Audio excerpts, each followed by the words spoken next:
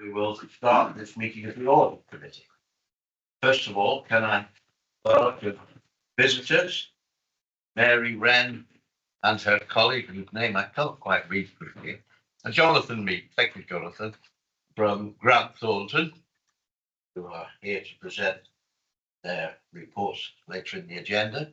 And can I welcome and thank Mr. Reuben Thorley, the head teacher of the Bishop's Castle Community College, who is here to present and answer questions on his report. I can't see who's. I don't think there's anybody. Oh, you're here twice, are you, on screen and then this? Thank you. So, right. Have we any apologies for absence? No apologies have been received. Disclosable peculiar interests. Members are reminded they must declare their disclosable pecuniary interest and other registrable or non-registrable interests in any matter being considered at the meeting, as set out in Appendix B of the Members' Code of Conduct, and consider if they should leave the room prior to the item being considered. So, so are there any disclosable pecuniary interests? No, none declared. Minutes of the previous meeting held on the 27th September. Can we agree these are the correct record before we consider any matters arising? Both seconded. Yep. All agreed. Thank you. Are there any matters arising from the minutes that he wishes to raise? No matters arising. So we go on to public questions. One which Barry Hanson, our head of policy, will read. And unless the gentleman is not present online, is he? No. Well, it's a question for a member of the public, and it will be read by Barry Hanson and answered by our Section 151 officer, James. Thanks, Chair. It's a question from Mr. Frank Oldacre, and it's in relation to the North West Relief Road funding, and the question is as follows. From the latest draft Section 106 agreements, it is now clear that a start on site will not occur before March 2026, 1 year later than planned. This means that the council funding of the scheme will inevitably increase, which of course has significant implications of the overall council budget. Will an audit of the proposed financing of the scheme take place before any approval of the final business case? Thank you, Barry.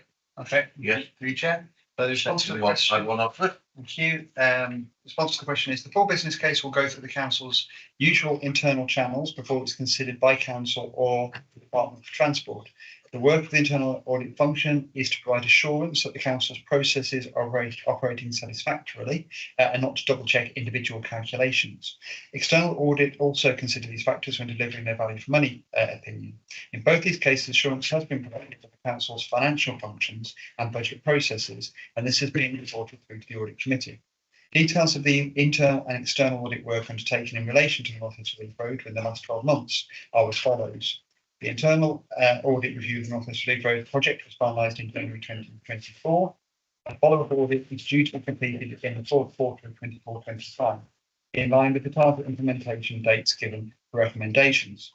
The Executive Director of Place has provided management updates to the Audit Committee in February and September 2024 to outline the steps taken to address the internal audit recommendations.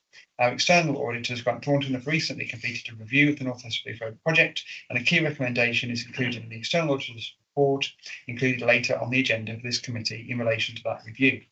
Management responses have been provided for the recommendations, indicating the actions the project team intends to take to address them.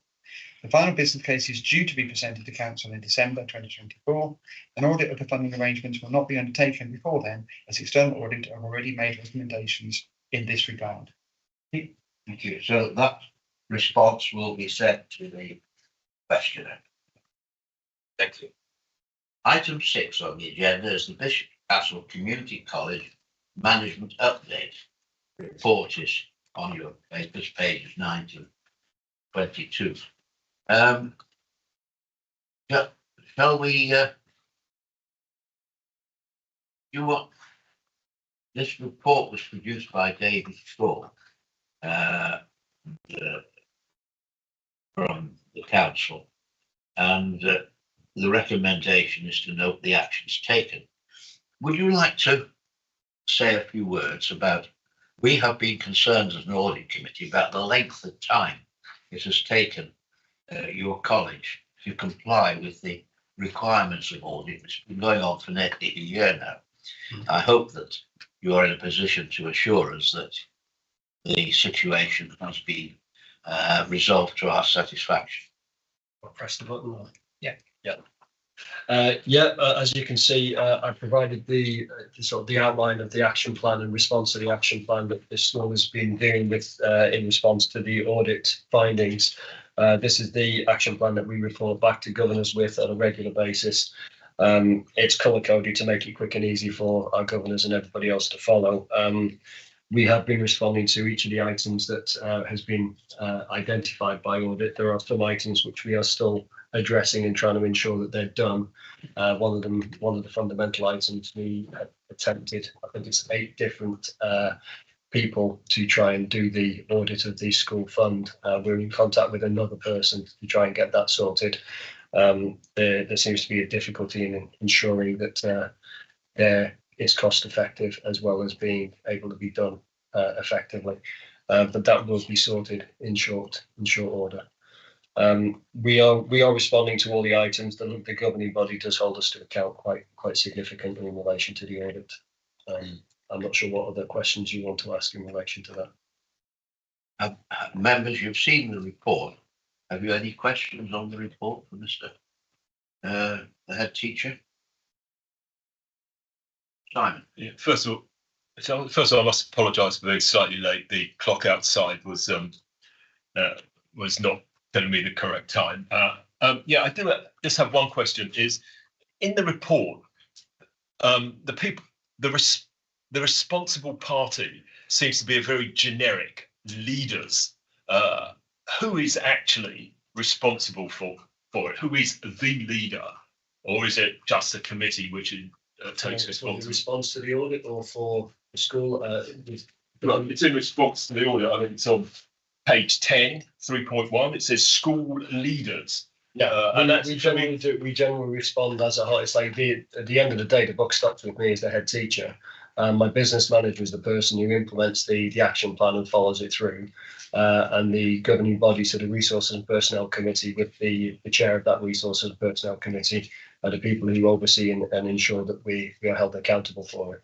So it's a combination of people who are implementing and monitoring the process. Yeah, well, I think maybe therein lies some of the problem, Chair, because I think you need a leader, somebody who takes responsibility rather than just a generic leaders. But at the end of the day, that's me. Of course it's you. Yeah. Yeah, thank you. I find it of some concern that you say you haven't been able to find an auditor for your accounts. When you say, would you not get a lead from some of the similar educational organisations around the county? Yeah, we tried 8 different ones from recommendations from a number of people, including the local authority. And what's the problem? They either don't have capacity, they don't have time, or the cost of it we felt was not an effective use of funds when straight away, because we need to try and make sure that we fit in within a budget, and if we're using a significant amount of that budget to audit a file of information, it was a case of trying to find an accountant who would be more cost effective. I think you're going to have great difficulty. We ourselves throughout the audit industry are struggling to the problem is there is a national shortage of auditors, both in the private sector and the public sector. And when there is a shortage, there's a scarcity value, and that drives fees up. Our own audit fees for next year are going to increase by 9.5%, which is way above inflation at the moment. And so any hope that you're going to find somebody, I won't say on the cheap, but somebody that you would regard as fairly economical, I think is going to mean that you're going to wait a long time to find a suitable auditor. So would the instruction be from the local authority, from the committee to ignore the cost effectiveness and just pay for what we get? How do we answer that question, members? At the end of the day, you've got to have the accounts audited. So the simple answer is you have to have your accounts audited. Yes. You can't. I mean, whether an auditor is cost effective is really. I'm surprised the question's even asked. Actually, I mean, the fact is you have to have your accounts audited in any corporate environment. That is what you have to do. And just because you're a maintained school, if I've got understood this, the funding comes from the central government. I don't see how you can dodge that particular issue around, a cloak of cost effectiveness. Well, I share your view, so at the end of the day, every organisation has to have its accounts audited. Even a small parish council, I go to a number of small parish councils with budgets of under £10,000, have to have their accounts audited. So I think you're going to have to bite the bullet on that one. Okay. And it would, as far as we are concerned, you've heard the committee, which I'll bring Colin in a minute. It would appear that you have no, from the committee's point of view, you have no choice. Okay. Nigel. Yes, thank you, Chair. Thank you, Mr. Thorley, for coming before us. I'm a school governor myself. Now, you said that there's the action plan and that the governors are robustly going to be going through that. My concern is that you're probably in this position originally because your governors didn't have oversight of what your issues were at the beginning. I disagree. No. You We disagree with did, that? yeah, completely. The audit items, the issue that addressed that were brought up by the audit committee, by the audit that we're addressing now, have occurred as a response to a number of situations that the school has been dealing with over a number of years, where we've been, because of the historic deficit of the school, we don't have the option of having a deficit one year, paying it back the next year, because we have a historic deficit that's been there for 15 years, and we've been gradually paying that off and staying within budget. We stay within budget. The areas where we were initially making savings were not replacing admin staff, and those admin staff who weren't being replaced meant that the admin team that was still in place were being stretched, and as a result of that, there were things that were missed. This is what the audit has picked up. We've now addressed that with additional staff within the audit team and put the systems in place to ensure that those systems are not being missed. So it's a combination of us trying to make savings in the school to ensure that we stay within a balanced budget each year and gradually pay off the deficit. We've come down, I think it's 40,000 or so in the last 6 years, but it's only a little bit at a time. But also ensuring that we maintain an effective education for the students in the school. So yes, we have the governors have had an oversight of this the entire time. And there were some things that were missed by us in the school, and we have been addressing those. Nigel, come in. Yeah, that's great. That's what I was after, was the reassurance that your governors were on top of this and you've got Completely. Okay, thank you very much. Can I ask how many years unaudited accounts are outstanding?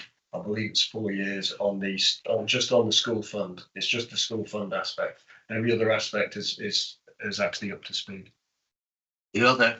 All the other areas of the school systems are up to speed. It's just the school fund is one area of the school fund. Well, I think the committee will expect you to bite the bullet while sympathising with your financial situation.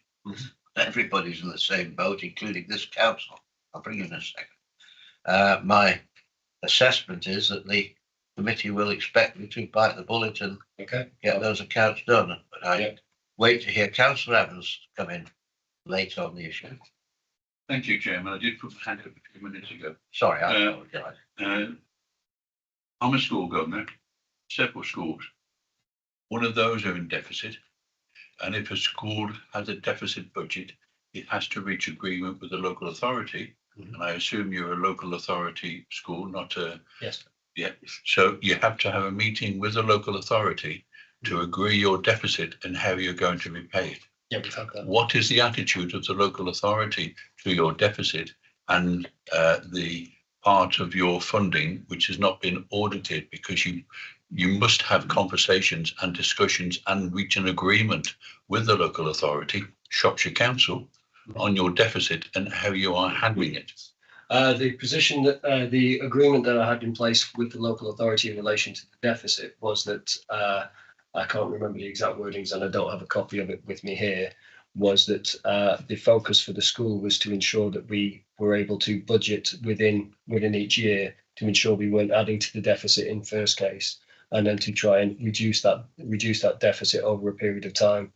The issue we have is, and the local authority recognise that we've already gone through a process, an EPS process of reducing staff on a number of occasions. We've laid staff off. We've reduced the curriculum offer that's available to the students to try and reduce staff that way.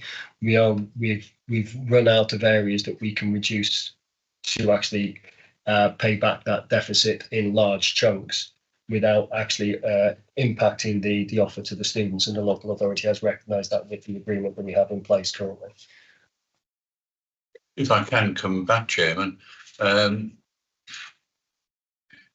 surprised the local authority is saying that you've got a number of years and the number of years outstanding, but there has to be an agreement on a timescale, because in the report I see your deficit is into I'll just leave it as saying it's six figures in the report rather than going all the way through.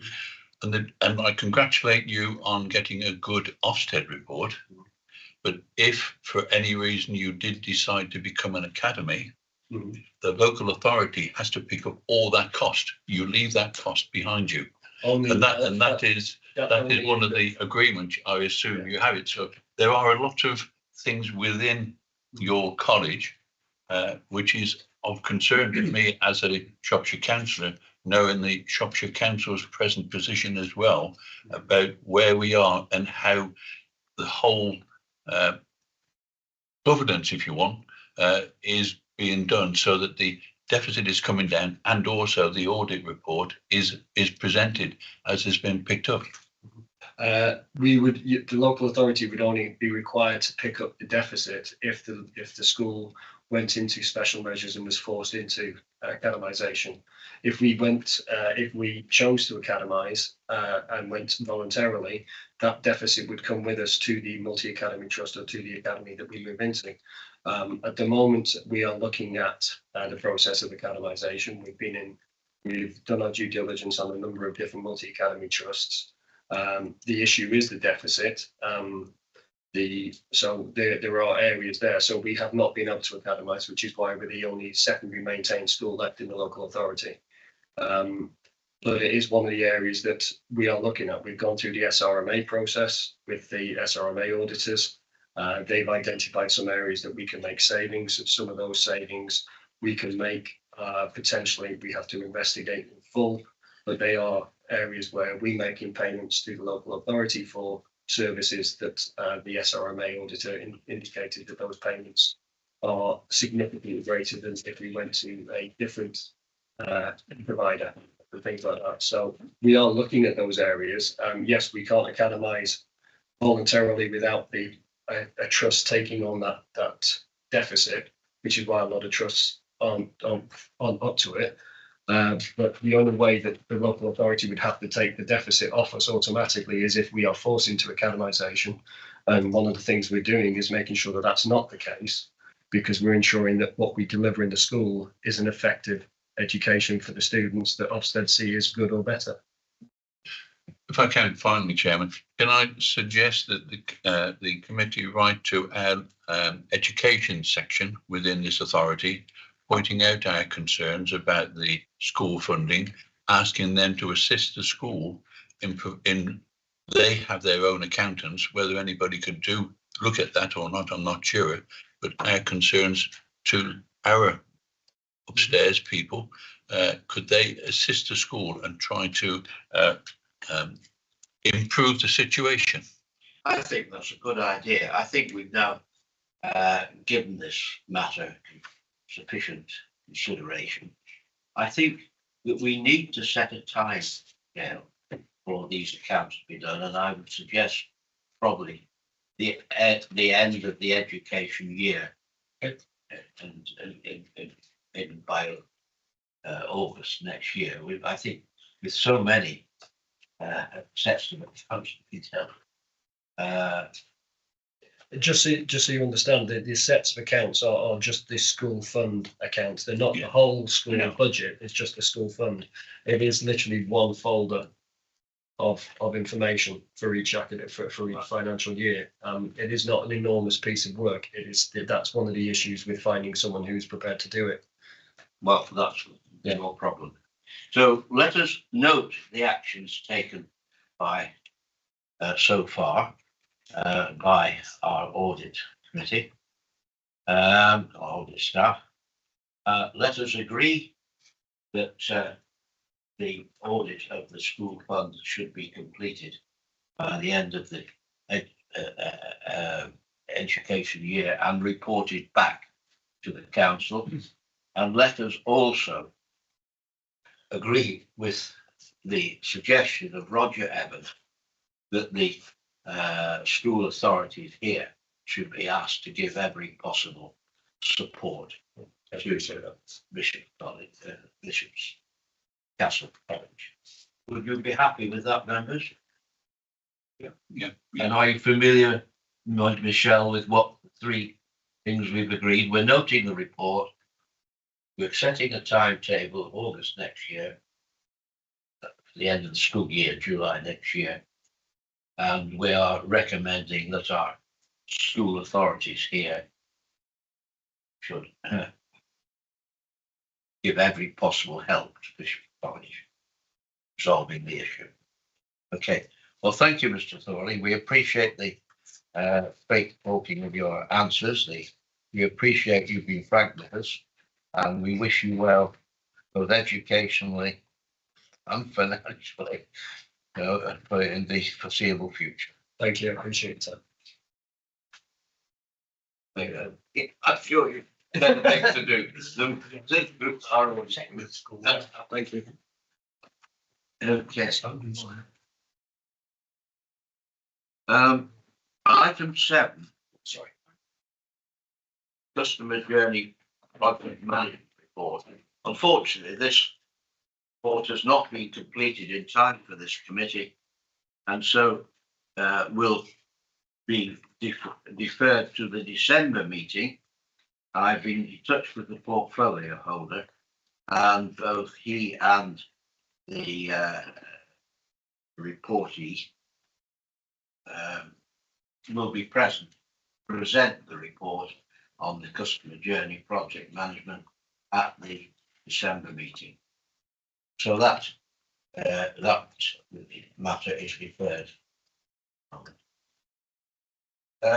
We now come to the item 8, Treasury Strategy Mid-Year Review, and James is going to present this. Thanks, Chair. So this is the mid-year review for the current year of the Treasury Strategy. So this comes to Audit Committee every year and goes through the other channels through Cabinet and onto Council for consideration. So it's an important piece of governance to ensure that we review the strategy on a 6-monthly basis, and that gets reported through the channels I've just indicated.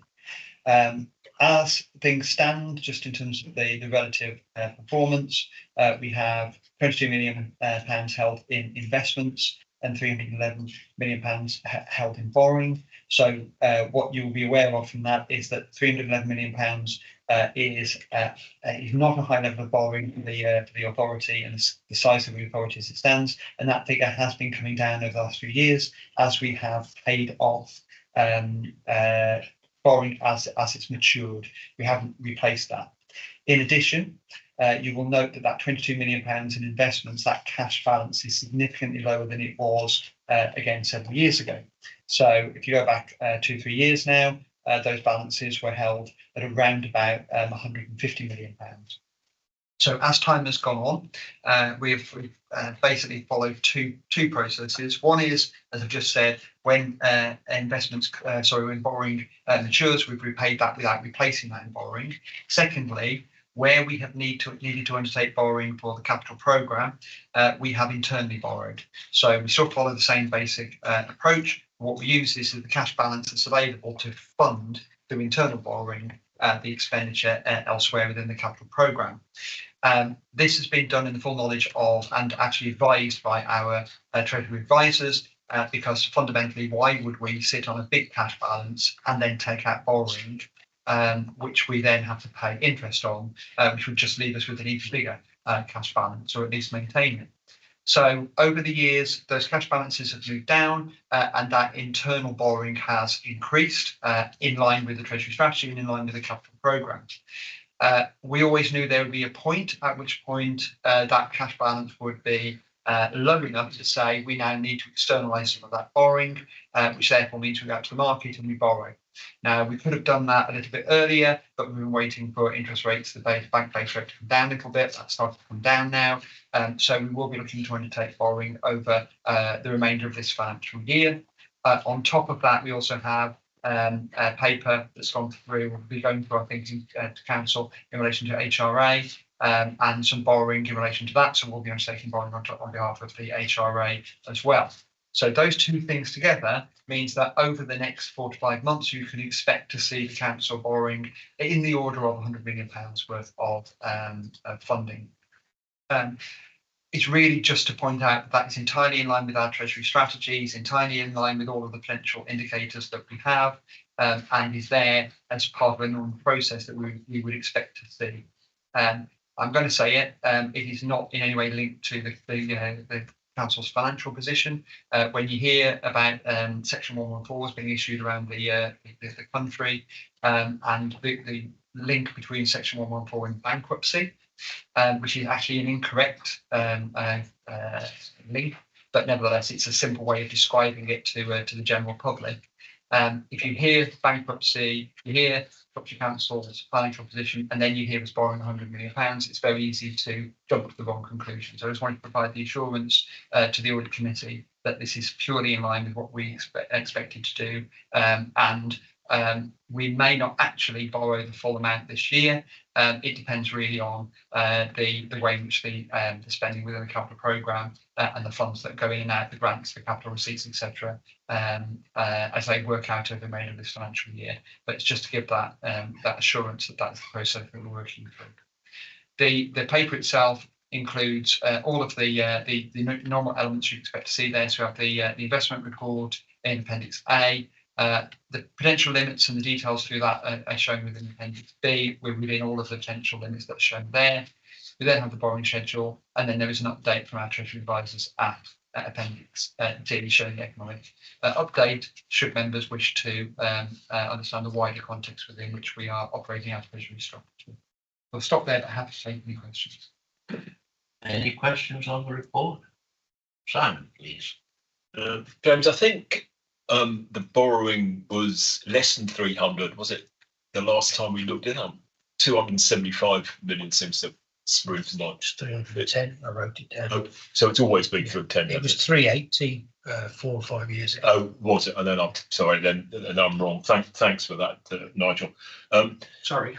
No. I mean, well, I hope he's right, James. Yeah.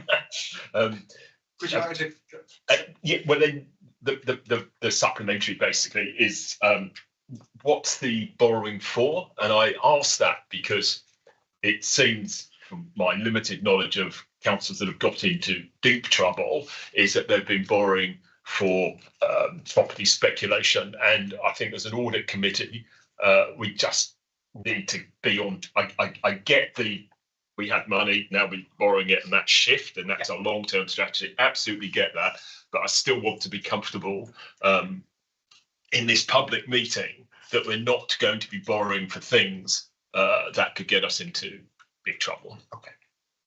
Is that fair? Yeah, but Chair? you better remember that we're not going to be in big trouble, or any bigger trouble than we are. Oh, anyway, but Thank you, Chair. So just to confirm, in terms of the borrowing figures have come down, and the 384 million also includes HRA borrowing. So there's an element within that as well. In terms of the position, it's just to sort of reconfirm what I was saying. The borrowing that we are undertaking is externalising existing borrowing that we have currently undertaken internally. So what I mean, the reason I'm reaffirming that is that the borrowing has been undertaken based on the capital programme that's been approved by council. So all the things that have happened. So there's a myriad of different schemes within the capital programme which require either borrowing or grant funding or capital receipts or whatever. So the closest we have got to try and just because I think it's an absolutely correct question in terms of those concerns. So there's two answers to those concerns. One is there are no plans going forward to borrow speculatively in the way that you talked about for property investment or whatever that might be outside of what's built into the capital programme and capital strategy. So certainly no there are no sort of deals on the edge of the potential code or anything like that. In terms of the expenditure that we have had, you will recall there was a capital commercial programme, and that commercial programme covered things like, and the name's out of my head now, there's a number of there's a medical practice that we built up in North part of the county, and we worked with health around that and medical practice. So that was a piece of work. It was a scheme whereby we were expecting to generate a return from that. That's as close as we get to those sort of commercial projects. Again, all of those areas have been included in the capital programme, so there's just nothing like that that's out of the ordinary. So to summarise, the borrowing that we are undertaking now is not to fund future stuff. It's to fund the existing things that have already been expended. So council will be fully aware of what that is. We said that, James. Thank you. okay, well, this report is going on. Is that my hand up? Yes, I'm sorry, Roger. It's my fault. I should have noticed. I thought so. Mea culpa. You're on the floor. Thank you, Chairman. I note in 5.4 in the report, it says £977,000 saving on interest payable as a result of renegotiation. What sort of loans were these? And is that included in the 1.059, which is referred to in 5.3? So is that makes it almost £2 million or not? So I would need to check that. I think it's within the 1 million, but I can reconfirm whether that is the overall figure. In terms of the 977,000, this was a money market loan. So this was borrowing that we'd undertaken. I haven't got the details. I didn't deal with it personally, but there was a money market loan, part of the borrowing that we'd undertaken. It may have been 10, 15, 20 years ago that we undertook this loan. What occasionally happens is the body that we borrowed the money from are looking to they're looking to move their balance sheet around, and they're looking to change the terms of the loan. So they came to us and said, we would like to change this in a particular way. We spoke to our Treasury advisors about that, and we negotiated an alternative approach. So that renegotiation saved us the best part of £1 million in this financial year, which has been built into the monitoring position. So as at period 6, that's part of the reason why the overspending came down. If I can, Chairman, So that 977K is not over the length of the loan then, it is for this current financial year. I also note that reference various ways in it about the viewed as an under loaned, forget the word, authority. We over the years the policy has been to repay back the loans. But I also see that there on page 6 or page 28 there's the authorised boundary for it. And I see that it is acceptable to revise the authorised boundary up or down as the situation changes. Does that need council approval? Because if we agree where the prudential limits are, is it then deemed that if circumstances occur, officers can actually change that authorised boundary, the prudential, in other words, the prudential one, or not? Or does it need to come back to some meeting like this or council? My chair. Because this is just a routine adjustment, these things can happen as we work our way through the year. Therefore, what we do is we ensure that this paper goes not only here, but goes to Cabinet and also goes to Council. So this will be going to Council on the 12th of December. So what that means is that the Audit Committee have the opportunity to ask the questions, and I've given you the explanation as to why those things are changing. It then allows council to then agree the mid-year strategy, which then authorises that increase in the authorised boundary. Well, coming from on chairman is that if we agree what the authorised boundary is, but for some reason during the year, you can operate within that as an operational aspect. If it was suddenly decided to increase our borrowing, as referred to earlier on, that the decision was made that we wanted to do certain things, that would not need to come back to anybody. The officers could do it themselves and alter the authorised boundary. That's where I'm coming from. So no, my understanding is the way that we would operate is that we would take that back through to council. So the figure that's been calculated here is an indication of the remainder of this financial year. So we would not expect to come back on the back of that. And that's based on the capital programme and the capital strategy that's approved. So officers, there is a degree that officers have delegations that they can work within, but we would not be expecting to, the magnitude of that change there, we would expect council approval. So if there was a requirement, there won't be a requirement because we've built in our assumptions over the remaining, or what is it now, the remaining 4 months of this financial year. So there wouldn't be a need for officer delegation to vary that. If in exceptional circumstance there was, there would be a delegated limit that we could work to, otherwise we would bring that back to council. Finally, Chairman, I see that other one is that I understand that any investment over £1 million would need to go back to council anyway, but it could be a combination. That's my concern about whether the democratic process, if I can use that word, would be put in place if the boundary was to be increased. Thank you, Chairman. So if I can just bring it on that one, it's just making sure we're using the right terminology. Yeah. It wouldn't be council approval for an investment. We're making investments of over £1 million on a daily basis. We can have 10, 20 million pounds going in and out on a daily basis. We don't ask council approval for that because that falls within the Treasury strategy, and the Treasury strategy approves that in terms of investments. I think what you're talking about is if the capital programme grew by more than £1 million, that would require council approval, and that would then be reflected in the Treasury strategy if it isn't already. Right. Yeah, thank you, Chair. So what my question, James, at the beginning was about how many millions you needed because of the significant level required, which was 100 million. So that sent me diving into Appendix D under borrowing, and it talks about the capital finance requirement, the CFR, which is 456 million.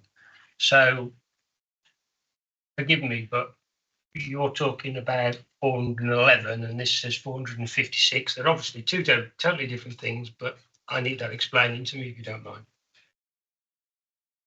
Because otherwise it sounds like you're not having enough. Yeah, no, so there are different calculations that we have to undertake around the different parts of this. There's a breakdown then between the HRA and with the general fund element. that we have to take account of. And then there is the envelope that we work to, and then there is the actual borrowing that we will undertake within that. I think probably the easiest thing for me to do, if you'd like, I can get you an explanation of exactly how the mechanics work through in terms of what we're planning. What you have to bear in mind is this is the mid-year review of the strategy. So what we do within the Treasury strategy, for example, we have the ability to borrow from all sorts of places that we don't ever plan to borrow from, but we build that in so that we've got that cover. So within these calculations, which I haven't done personally, there will be calculations done by the Treasury team, which will say these are the extremes of where we need to move to, with some prudence, as includes in the title, I guess, with some prudence around that in terms of where we would go. So in terms of the detail of those individual prudential indicators, it would be better if I gave you a written explanation on that, because I can get it from the people that actually work with that on a daily basis. That's acceptable. But just to confirm, we're working to a figure of around about £100 million worth of borrowing, which is about £30 million of HRA borrowing and about £170 million, between 70 and 120 of general fund balance borrowing. So that's why I've rounded to about 100 million.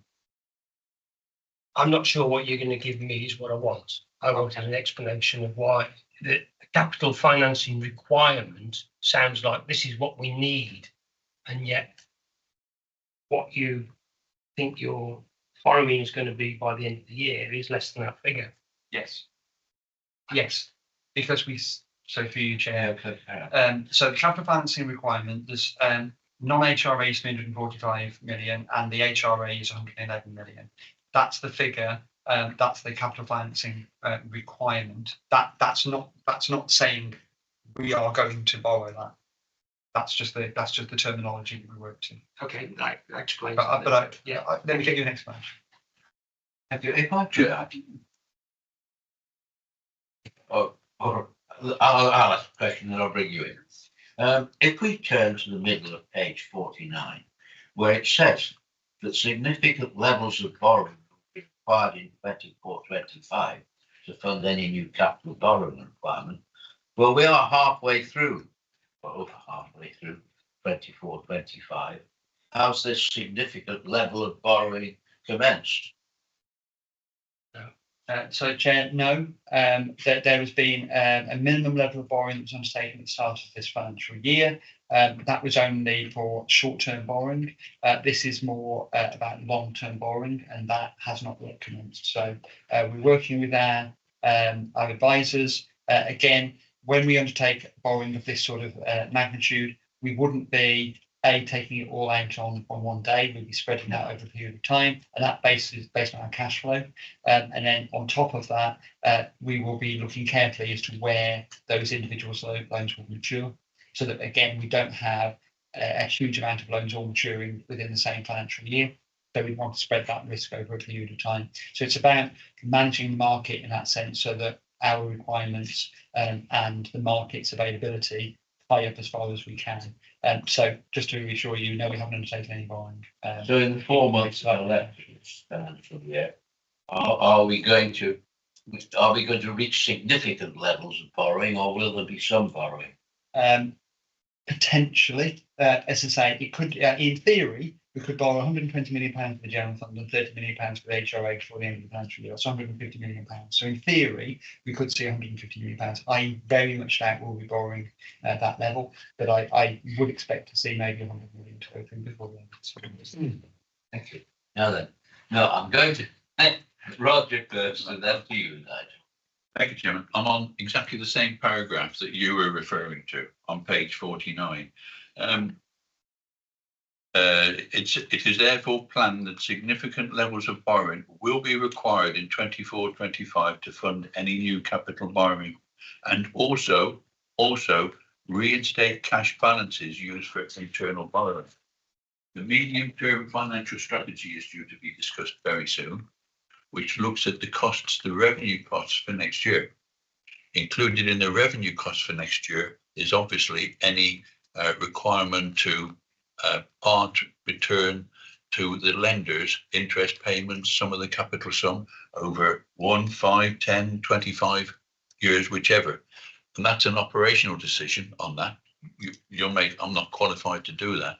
But how is a medium-term financial strategy to be addressed if we do not know, we, the council, do not know how much borrowing it will require by the end of March, so that the repayments that will be needed in the next financial year can be built within it? Have I gone off at a tangent, the wrong tangent, or not? No, that, through you, Chair, that's perfectly reasonable question. So what you're saying is, if we're going to borrow £100 million this year, that's got to be repaid. And have we allowed for that in future years? And what if that figure changes? So based on the answer I gave before in terms of the potential indicators, we have a minimum revenue provision, MRP, that's built in the future financial years. We base the MRP on the Treasury strategy. The Treasury strategy is the limit, the envelope to what we're working to. So what tends to happen, I've been talking about the need for borrowing really over the last 2 years. There was an expectation that 2 years ago we would start to borrow. The reality is we didn't need to. And then in the last financial year, 23-24, we didn't need to borrow either. In this year, I think we're now reaching the point where we do. Each year, the assumption that we were going to borrow is built into the following year's MRP. And so what we've had in 22, 23 and 23, 24 has been a saving that we've been able to take because we haven't undertaken the borrowing. So because we put that borrowing off for another year, we've got the saving. It doesn't then mean there's additional costs in future years because that budget is sat there in those future years. So put it simply, we have the budget built into the medium-term strategy that allows us to borrow £120 million from the general fund. So the revenue implications are built into that in future years of the MTFLs. If we borrow less than that, we will have a saving next year because we won't have to pay the interest and the repayments based on that level of borrowing. So if we went above, that would be a problem. But if we went above, we'd have to go back to council and approval of that. So the whole thing at the moment is based on the highest level that we can anticipate. That helps. Nigel, you want the word? Well, actually, most of that was covered, albeit that mine was more about this year. But what you're saying is that would have been built in anyway because there was a presumption you were going to borrow. But it must be putting a pressure on interest payments are going to be up this year. So we're trying to save 36 million and now we've got interest payments against that, don't we? Well, Madam Chair, when we undertake borrowing, we have to account the repayments from the following financial year. So if we undertake borrowing this financial year, it will impact on next year. So because the way that the loans are structured are, you pay back the principal and then you start to accrue the interest. So from that point of view, the MRP will issue from that. Well, members, you will find there are 4 recommendations on the top of page 24, items 3.1 to 3.4. Shall we agree those recommendations? All in favour? So we now move on to item 9, the audit committee self-assessment our naval gazing situation. Barry, you're going to tell us what was assessed, or you're going to? Yeah. All right.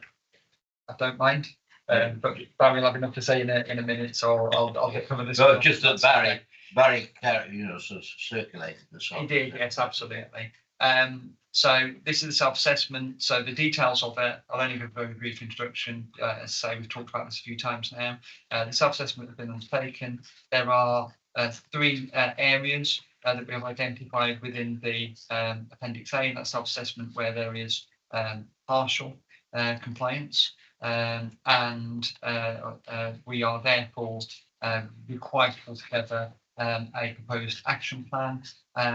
Given the fact that we have the elections in May 2025, and there is a high likelihood that there will be change to the audit committee as part of that, we are effectively saying we need to address that over a longer period of time than trying to get it all sorted within the next few months. So I think in terms of a self-assessment that would need to be taken as post-election and then an action plan on the back of that, that's probably where there will be more benefit to be gained than trying to address that over the remaining few months of this financial year. But happy to take any questions or discussions on that. Yes, if you come to The question, Brian, actually. please.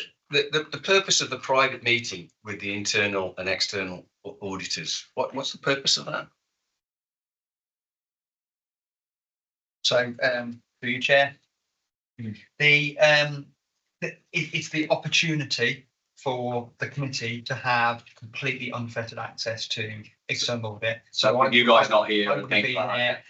So you could literally just have a conversation with Mary or Avatar or whoever, and say whatever you want to say. And yeah, so we're not precluding that in any way. You're quite at liberty to do that. The point is you haven't.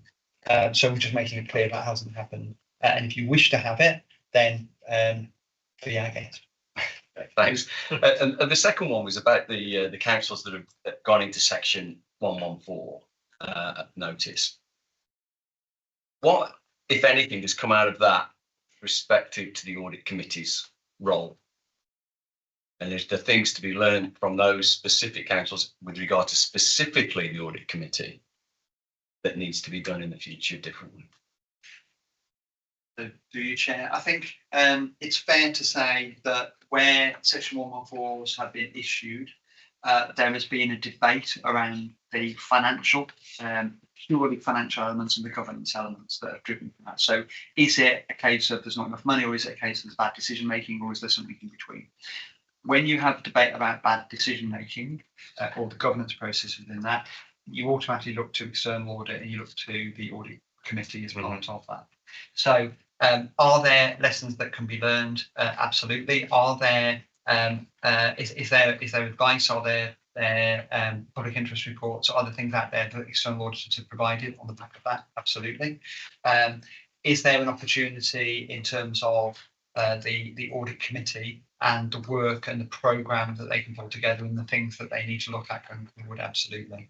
I think from the council's point of view, from Shropshire Council's point of view, I think when we get to the audit report that Grant Thornton have produced this year and our value for money review, that gives us an opportunity to look at some of those governance issues. And there are recommendations within that. I feel strongly that there are things that we need to do as a local authority to address that. But I think that audit committee play a role in ensuring that that is seen through and is acceptable and is an appropriate plan that's taken forward. So in answer to your question, yes, there are things to learn. If it would be helpful, we can probably pull something together for a future audit committee meeting to say, here's some of the learning and here's some of the best practice. And we can also ask Grant Thornton as well, from their work with other local authorities, some of the things that they would recommend on the back of that, if that would be helpful. And then we could build it into this self-assessment.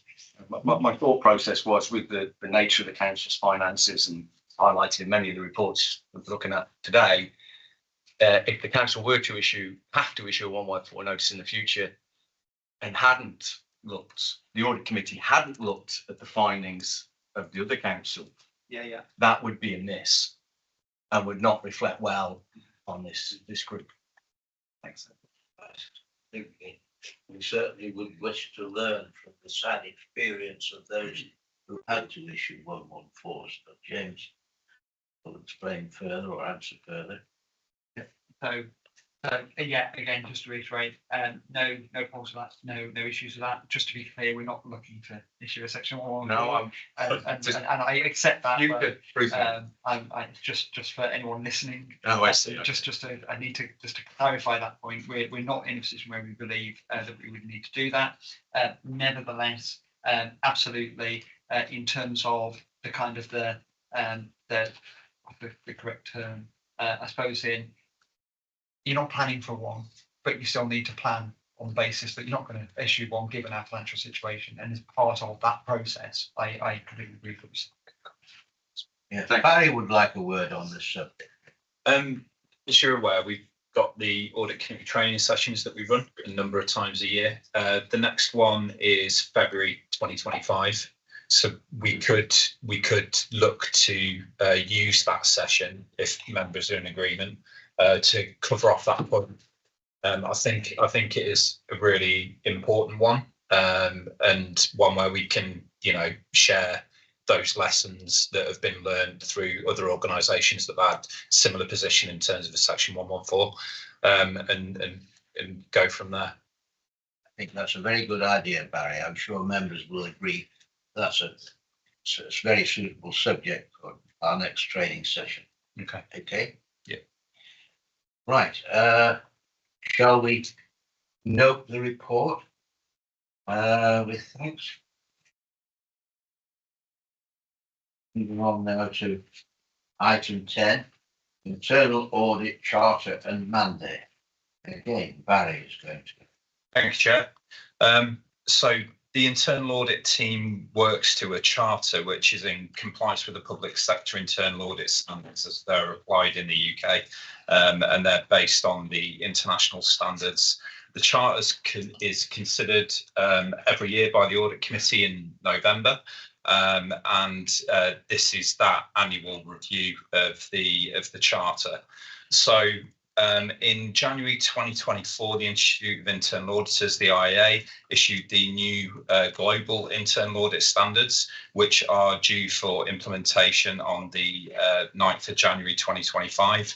There is currently a consultation out with CIPFA in terms of their new code, and in relation to that is not yet live. However, myself and the internal audit manager have attended a few webinars from undertaken by CIPFA, and their implementation date is the 1st of April 2025. So in terms of the implementation date, we've taken the opportunity to review the mandate and charter so that it better aligns with the global internal audit standards as they're intended from January of next year. And there have been some minor edits made in relation to that. So, yeah, welcome any questions. I was slightly confused, not for the first time, I'm sure, but about the reference to the Chief Audit Executive, because that's not a title that either Barry or Katie have previously adopted. But apparently this is now a new name for Barry's function, which Barry might care to explain. It's referred to in para 7.9 on page 75. Yeah. So are you the Chief Audit Executive? I am, Chair. So whilst my job title is Head of Policy and Governance, from the public sector internal audit standards perspective, I am the Chief Audit Executive, and it is my opinion at year end on the internal control environments that's reported at year end. So now we know. Thank you, Barry. Any other questions on this paper? All happy? So we're asked to consider and endorse with appropriate comment, and I think we have done that. So shall we agree? Agree? Yep. Agenda item 11. Again, Barry's going to introduce this. Annual review of the counter-fraud, bribery and anti-corruption strategy. Thank you, Chair. I'll give a brief introduction on this one. Again, similar to the Charter, Audit Committee review the counter-fraud, bribery and anti-corruption strategy on an annual basis. And it has been reviewed this year in the run-up to this meeting, and it continues to underpin the Council's commitment to prevent fraud of all forms, bribery, corruption, whether that be attempted on or from within the Council, and demonstrating the continuing and important role the strategy plays in corporate governance and the internal control framework. The strategy can be located on the Council's website alongside the Speaking Up About Wrongdoing policies for both staff and the public, and the anti-money laundering procedures and guidance. A review of these has identified minor changes which have been reflected in the strategy and supporting policies and procedures and guidance. You'll note that paragraph 8.12 of the report shows the audit committee approved action plan to ensure the council continues to protect its assets and further improve its resilience to fraud and corruption. The points within that table have been and continue to be delivered. Section 8 of the report also provides members with some updates on the national picture, including references to some key supporting guidance and documentation. So there are no major changes to the strategy at all. Thank you, Barry. I don't think there are any minor changes to the strategy, are there either? This is, I do have one question, Joe. yes, sure. All right, it's about the whistleblowing. I came across something recently that said the majority of fraud was identified through whistleblowing. I think they even said 70% or something like that. How do you promote that whistleblowing policy throughout the council, and what protection is afforded to whistleblowers as part of that? Okay, so we have an online training function that's available, and there's a counter fraud training process available to all staff on there, and also on the corporate intranet, which is available to all staff. I believe it's been included within the chief exec updates that are all staff emails. That's so very there's useful, on the news feed. Yeah, this committee asked for it, Barry, actually. Yeah. So there's signposting there. There's detail on the intranet pages as to how you would go about a whistleblowing should you need to raise one. And did you say what protection is there? Protections afforded any potential or any future whistleblower? What protections afforded to them if they go ahead and? So obviously, any internal investigation that's undertaken is treated in a confidential manner. If somebody wants to speak up in relation to that, the investigating officer and the hearing officer will do their best to protect their anonymity if they wish to be anonymous. But there can be circumstances where we would need to speak to that individual to gather further information to conduct the investigation. But there are protections there for individuals who wish to make a formal whistleblowing. Members will recall that the final paper we get today is called Special Investigation Report Update.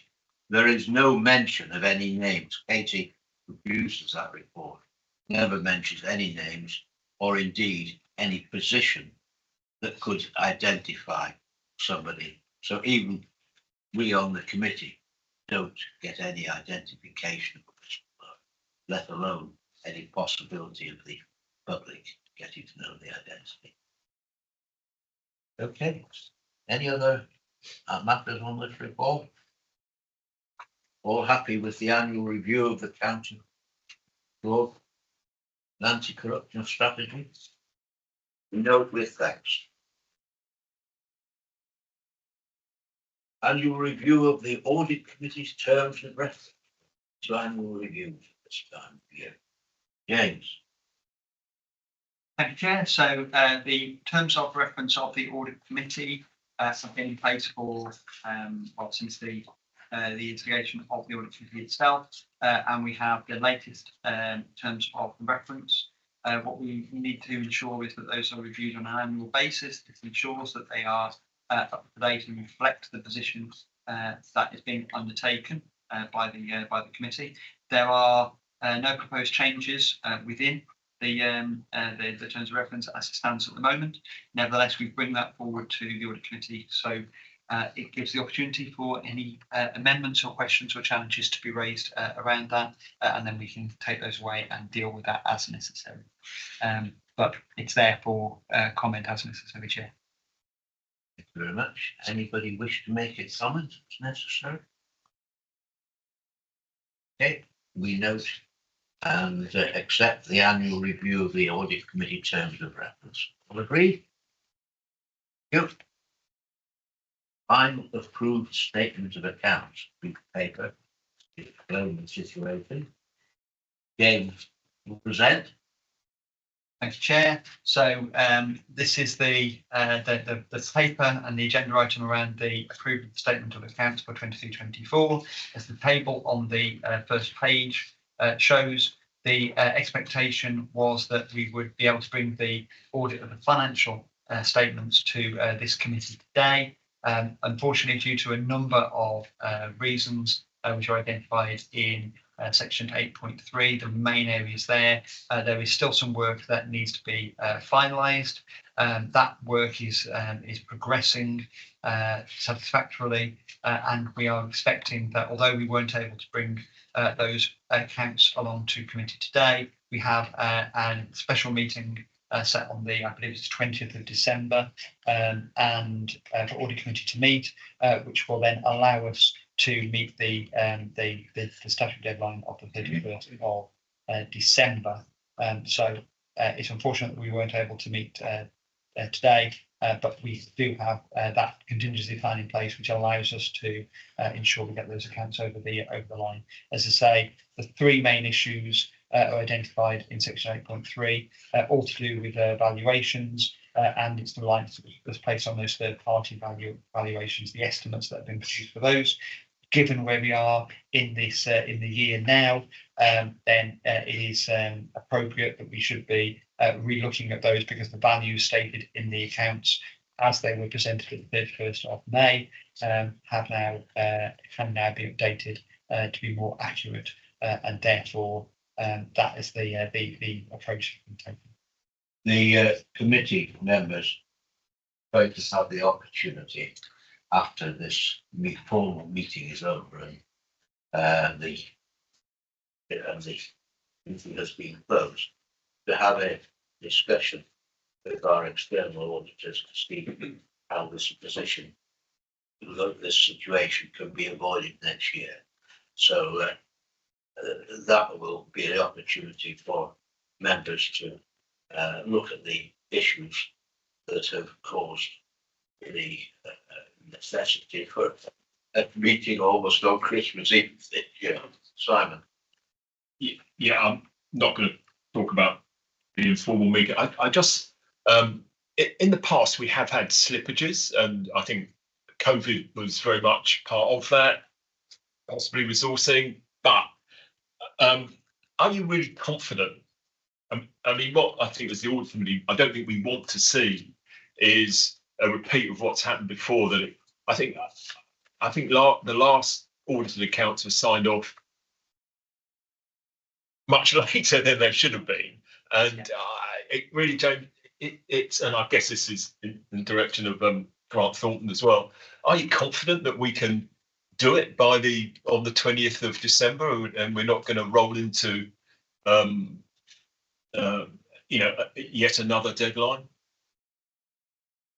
So through you, Chair. Might have to be Christmas New Year's Eve then. Yeah. So if you're planning on doing your shopping on Christmas, then maybe just hold that off. No, that's purely a joke. We as it stands at the moment, we believe that we can hit that 20th of December deadline. I mean, this is not an issue for Shropshire Council. This is an issue across the country. The amount of local authorities that have been unable to either hit their own personal 31st of May deadlines, or to meet the auditing of that by the end of December, as it was set. There's lots of authorities across the country in this position. So that is being addressed over a period of time. So new deadlines have been built in, and sort of fallback stop dates to ensure that we don't have this huge backlog. So you're confident is my question. So at this point in time, there's still another 20 odd days to go. My understanding is that we will be able to deliver that. I don't know whether Mary wants to comment from her side whether she has any concerns or issues. We do have we have the key staff that is not around at the moment, that we're just having to manage that. But nevertheless, we are still working to that 20th of December deadline. I can't say I'm confident. I'm not going to say I'm confident, because that's a hostage to fortune. What I'm saying is that I don't see any reasons at the moment why we shouldn't be able to meet that. Pray without ceasing. Yeah, well, I'll bring Mary in and then you, Roger. Thank you, Chair.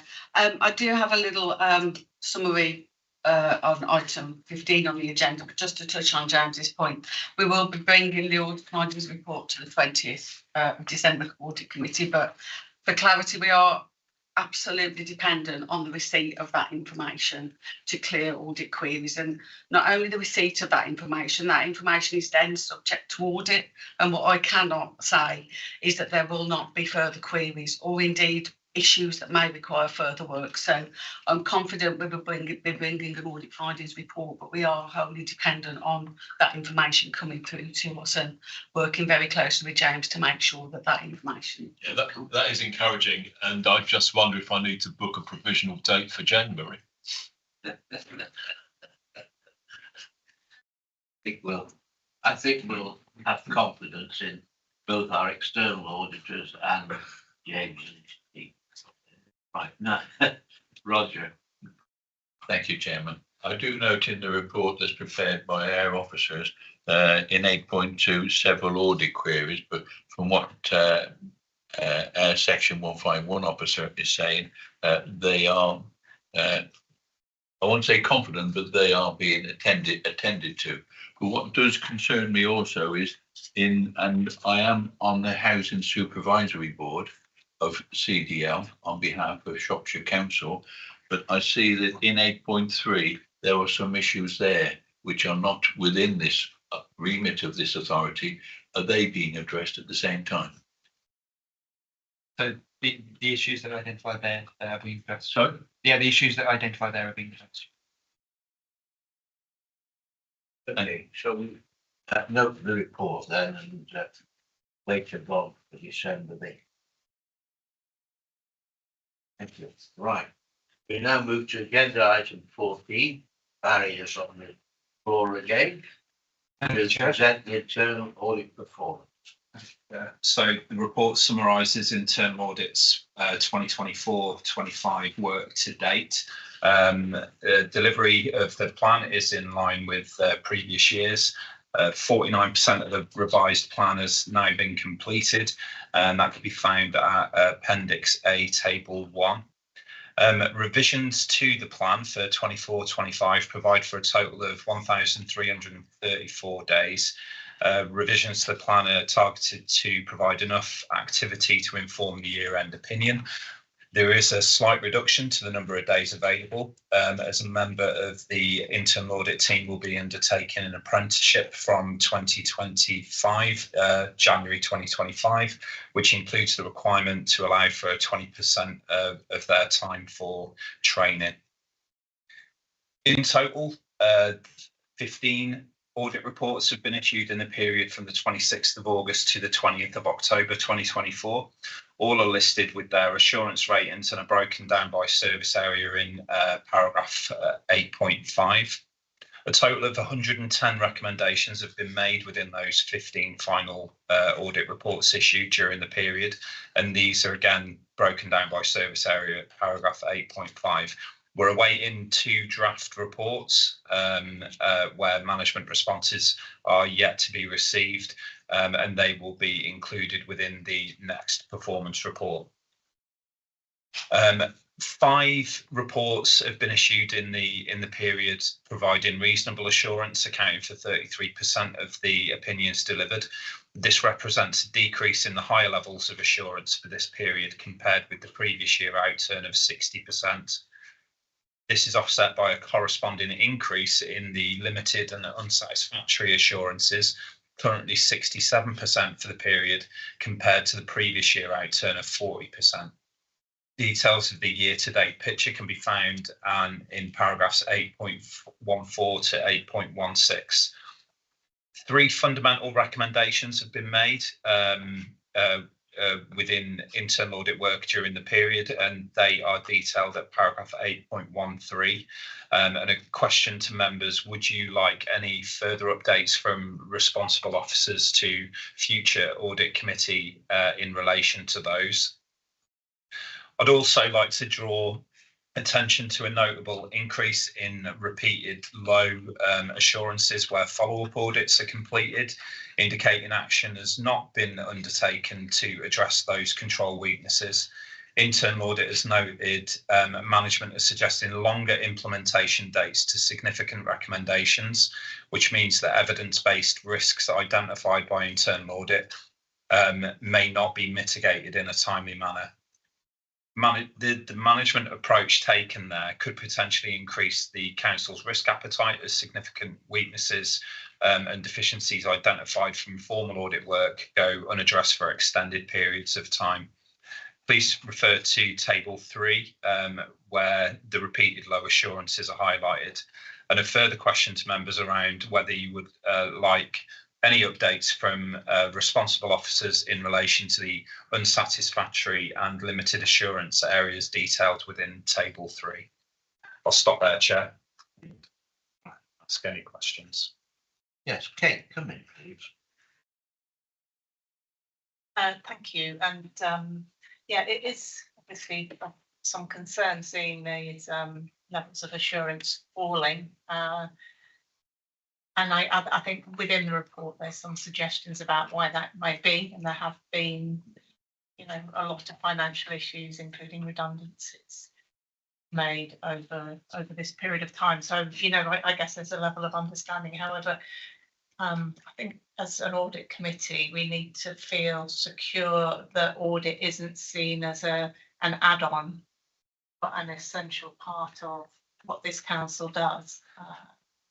So in terms of the longer period of time for audits, as a member of this committee, I'm not sure I'm comfortable with that. For the reasons you've given, why do an audit if there's not a good evidence base to do it? So I appreciate people are under pressure at the moment, but I do think the council management need to understand the essential role of audit within the functioning of the council. It's a very good point, Kate. We have tried as a committee over many, many years to try to instill a feeling that audits are a priority and not just a damn nuisance which we can shunt off if managers can shunt off if they're busy elsewhere. It is a constant battle within the council, in my experience, to raise the profile of audits sufficiently that managers at all levels take it as seriously as they should. The point you make is very well made. Don't know whether you want to make a response.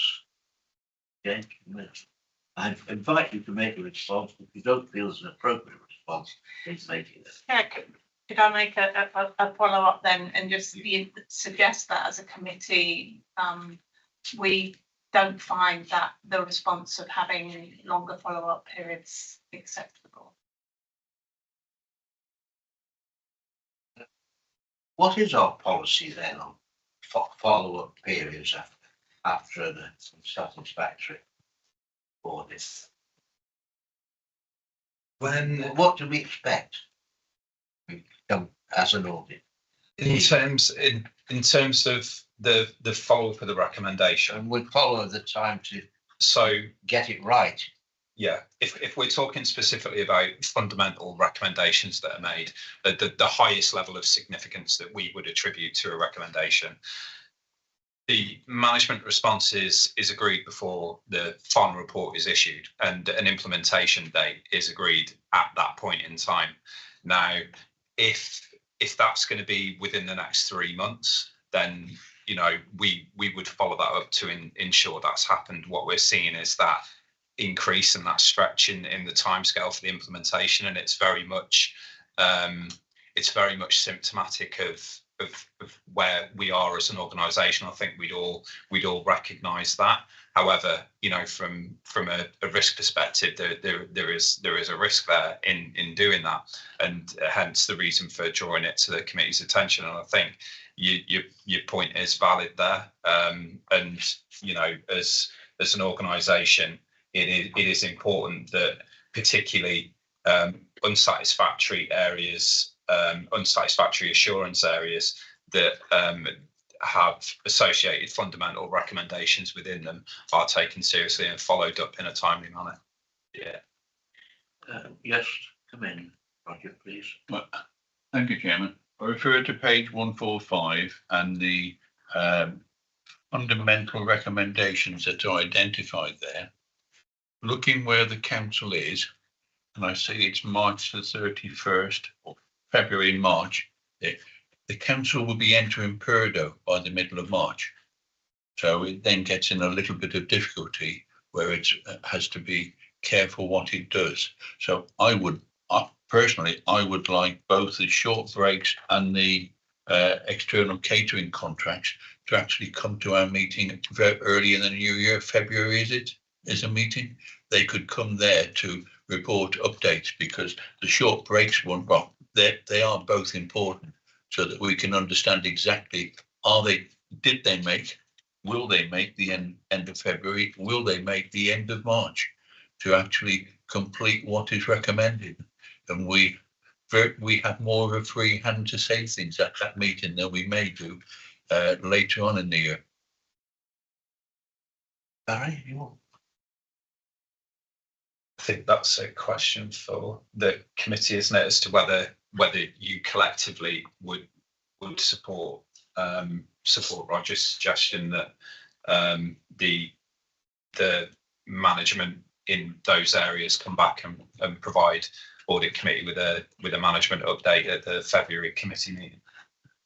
If I can come back, Chairman, this committee ceases in May, and we don't know who will be on the committee then. Depends on quite a number of factors. So it would be best if these are fundamentals that we know, that we can actually make our feelings known and hear the responses before we get to that stage. That's my reason for. Yes, I think it's a very good point, Roger. I think one of the problems is obviously that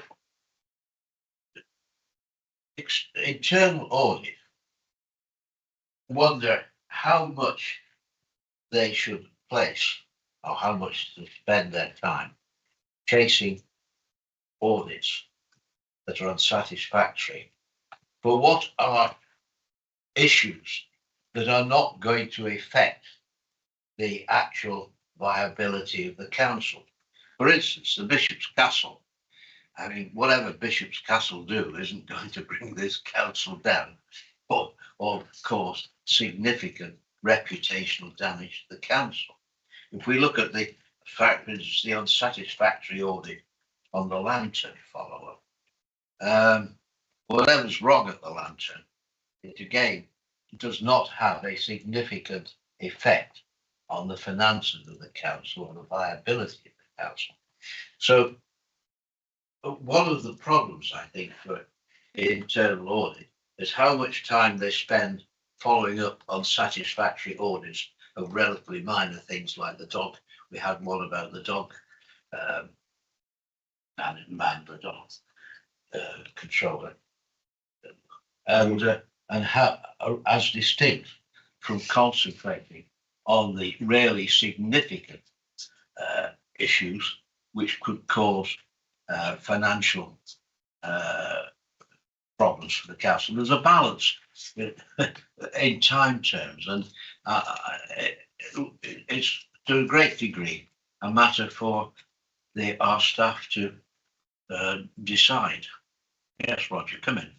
Thank you, Chairman. As far as the short breaks go, it may not be financial for the council, but work must continue at pace in order to determine and meet the requirements of a child or young person who has a disability. At pace, yeah, because of its effect on those children. And that's why I'm suggesting, I won't propose it at this time so we can have a discussion, but that's why I feel it would be good to have it there. And also the one to do the external catering contracts, that could have repercussions. And I can remember when that section actually was in deficit for some years and unable to pay it back. So given the financial of the council, it could have some financial consequences if contracts are not signed off, as is pointed out in that report. Yes, Kate. I can probably add some information, taking your point through some of the ones you highlighted. So there's not only financial risk to the council, and it's not only the high level financial risks we look at, we look across the strategic risks to determine which we'd audit.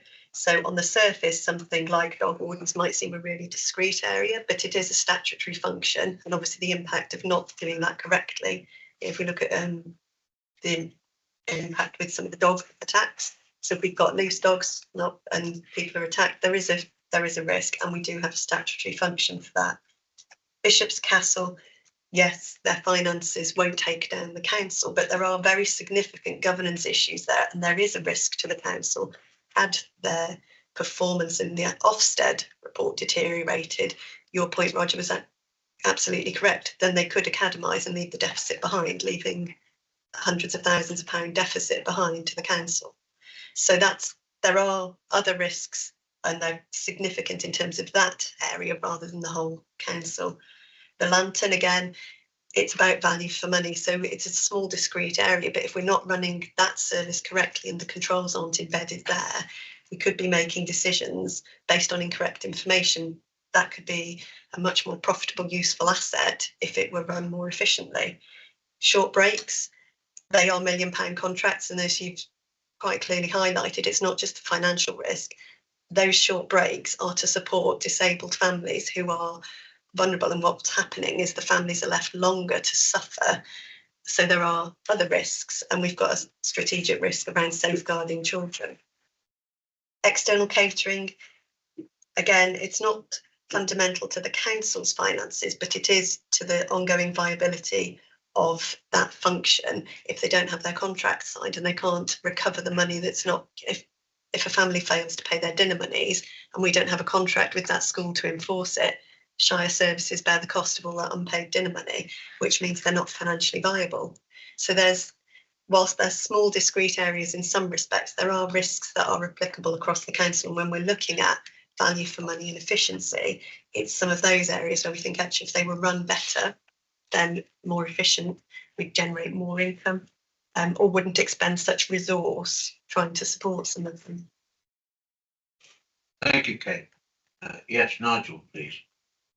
Sorry, I just want to follow on this theme, Chair, as a result of what you said about balance. And the minute you start, even with more minor ones, not tackling and chasing up unsatisfactory, you give the impression to managers that if they just keep their head down, don't do it, and you've got a busy internal audit and they go off in other places, you get a rot that sets in. So my view there is there is a balance about how much time you give it, but you can't ignore any of them. Very good. Right, we have an audit committee on February the 6th. Shall we resolve now that we will have an update report on all unsatisfactory audits the February 6th meeting, which I think would meet the situation that Roger and Kate are highlighting as well as Nigel. That's the Kate, come in. Yeah, sorry, all the satisfactory, or we're looking at the fundamentals, I think, aren't we? Yeah. Yes. Yeah. I said unsatisfactory, didn't I misheard you, Chair. My apologies. I beg your pardon. Yeah. No. Could I just confirm? Sorry. Yes, go on. So the unsatisfactory ones, we've got social media, short breaks and the lantern, and then in addition, the external catering contracts one, because it's got a fundamental rec but wasn't unsatisfactory. Yeah, we'll add that as well. Okay. So will be up. Jim, come in. That slightly different point. I was curious as to the plan for 24-25, how that compares to 23-24 in terms of audit days and audits undertaken. And then a follow up to that is where are we on the staffing levels and such. Thanks. Shall I click on the plan and then you could do the step? In terms of the mix of audits, it's slightly different every year. There are some audits we have to do every year. So, for example, we always do the risk management and the corporate governance audit. we always do some elements of the finance teams and those key fundamental systems. The rest is a risk-based assessment, depending on what the organisation's objectives are and what their strategic risks are. In terms of the number of days, I don't have those figures to hand, but I've done a summary table update in the past to the committee showing there has been a reduction over the years, and we are carrying some vacancies. So it is down on previous. I haven't got the direct comparison for last year. So with your agreement, I could circulate that after the meeting. Barry, do you want to give an update on this? Yeah, can do. So earlier on in the year, we did have a successful recruitment campaign and brought 2 individuals in at auditor level. Unfortunately, one of those has since moved on. Actually, they've gone back to their previous employer. We're working with the resources that we've got available. We do have vacancies within the team still, which obviously is a concern. However, at this stage, as we alluded to, as James alluded to earlier on, the council structure is yet to be formally defined as to how that's going to look moving forward from January 2025. At which point we'll be creating the internal audit planning process for 25-26, and we need to be able to build the team to deliver the assurances required moving forward once the new council structure has been formally defined. So that will be an ongoing process. At the moment, there's no plan to go out to recruit on that basis to fill those vacant posts, and we're comfortable with the position that we're in at the moment in terms of being able to provide enough coverage across the council to provide a year-end opinion and also respond to emerging risks and themes. Okay. Yes, this bounces a little bit into the next item 16, but we have 1,300 whatever it is days. Is that adequate to ensure, other things being equal, that we don't have a limited insurance? I mean, I say it bounces into the next discussion because ever since I've sat here, we've been limited insurance, and I've never felt comfortable with that. At the risk of repeating it, the number of days that you're budgeting to use, is that sufficient to avoid whatever a limited assurance that we're doing our job properly? Yeah, it's really I'm not a good question. No, I agree. It's a difficult question to answer, Simon, in terms of, would the number of days that internal audit put into an audit plan result in a different opinion at year end in terms of the assurance level? That is very much in terms of the organisation, isn't it? It's in, that. Yeah, but let me put that slightly the other way round. Are we committing ourselves to a limited assurance by agreeing only 1,334 days? No, is the short answer to that. And the longer answer is we could have 10,000 days in the internal audit plan.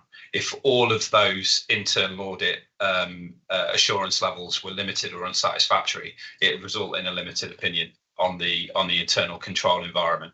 What I have to do as the chief audit exec is define a plan that covers enough coverage across the organisation in order to arrive at that opinion. That doesn't necessarily correlate with the number of days that we've got available to SAT. Yeah, I think that just about gets us there. Yeah. Thanks. Nigel. On the same theme, really, because I saw there were 4 auditors down. You now explained that you've lost the 1. Unfortunately, that's probably going to happen again, and you're going to go more down. And unless you've got a recruitment plan, you're not going to be able to catch up. Now, I accept that this year you're not going to be able to recruit. But I think as a committee, we need assurance from senior management that there will be a recruitment policy put in place January, February to take advantage of April. Now, it may be that you're told in April, no, we've got X amount of million we've got to save again. But when you go to the external auditors, they're saying governance, living assurance, last 5 years, our words before becoming business as usual. And that I'm not sure their things in the action plan are going to be enough to wake up our senior management to how important the internal audit is. So I wonder whether this is now our time where we need to say enough is enough. Because I can see come April, you're going to be pared down more, because that's what companies do when they haven't got any money, is they cut their auditing. And we don't want it. I've had assurances from James. I've made this point to James as chairman, and I've had assurances from James that audit is going to be maintained at its present level. And unfortunately, over the 18 years or so I've been chairman of this committee, I don't remember a time when we've ever managed to fill the full audit staff that we're supposed to have. We've always been looking for auditors because, as we mentioned earlier in this meeting, there is such a shortage of audit staff that they are being pinched right, left and centre by others. We train people and they move on simply because they can get more money elsewhere. The whole audit situation across the public and private sector, same problems within our external auditors, is such that it is very difficult to maintain a full complement of auditors. But James has assured me that that complement will not be reduced. Chair, what you've just said doesn't reassure me, because whilst you say that there is a shortage of auditors out there, if we're not even going to recruiting, then we're not even trying to find auditors and we're going to wither on the vine. We need a plan that the audit team see that assures us by next year we've got some means of keeping our head above water, because we are incredibly low down now on what we're able to achieve. Yeah. And I think Simon is spot on when he says we're getting to the point where, like it or not, we're only ever going to be able to give a limited assurance.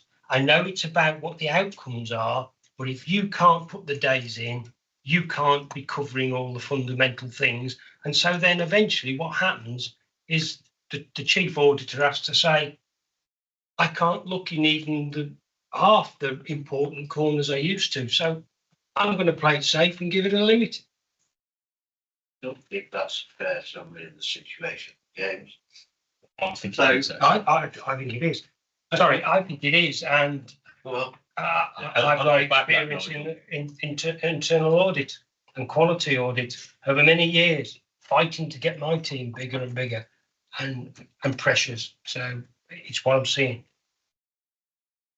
We need to differ on that one, but James will provide some clarity. So just to clarify a few points around that. So in terms of the budget for the internal audit team and the number of posts within that establishment, that has not changed. So that's the starting point. So we've been unable to recruit or posts are held vacant at the moment.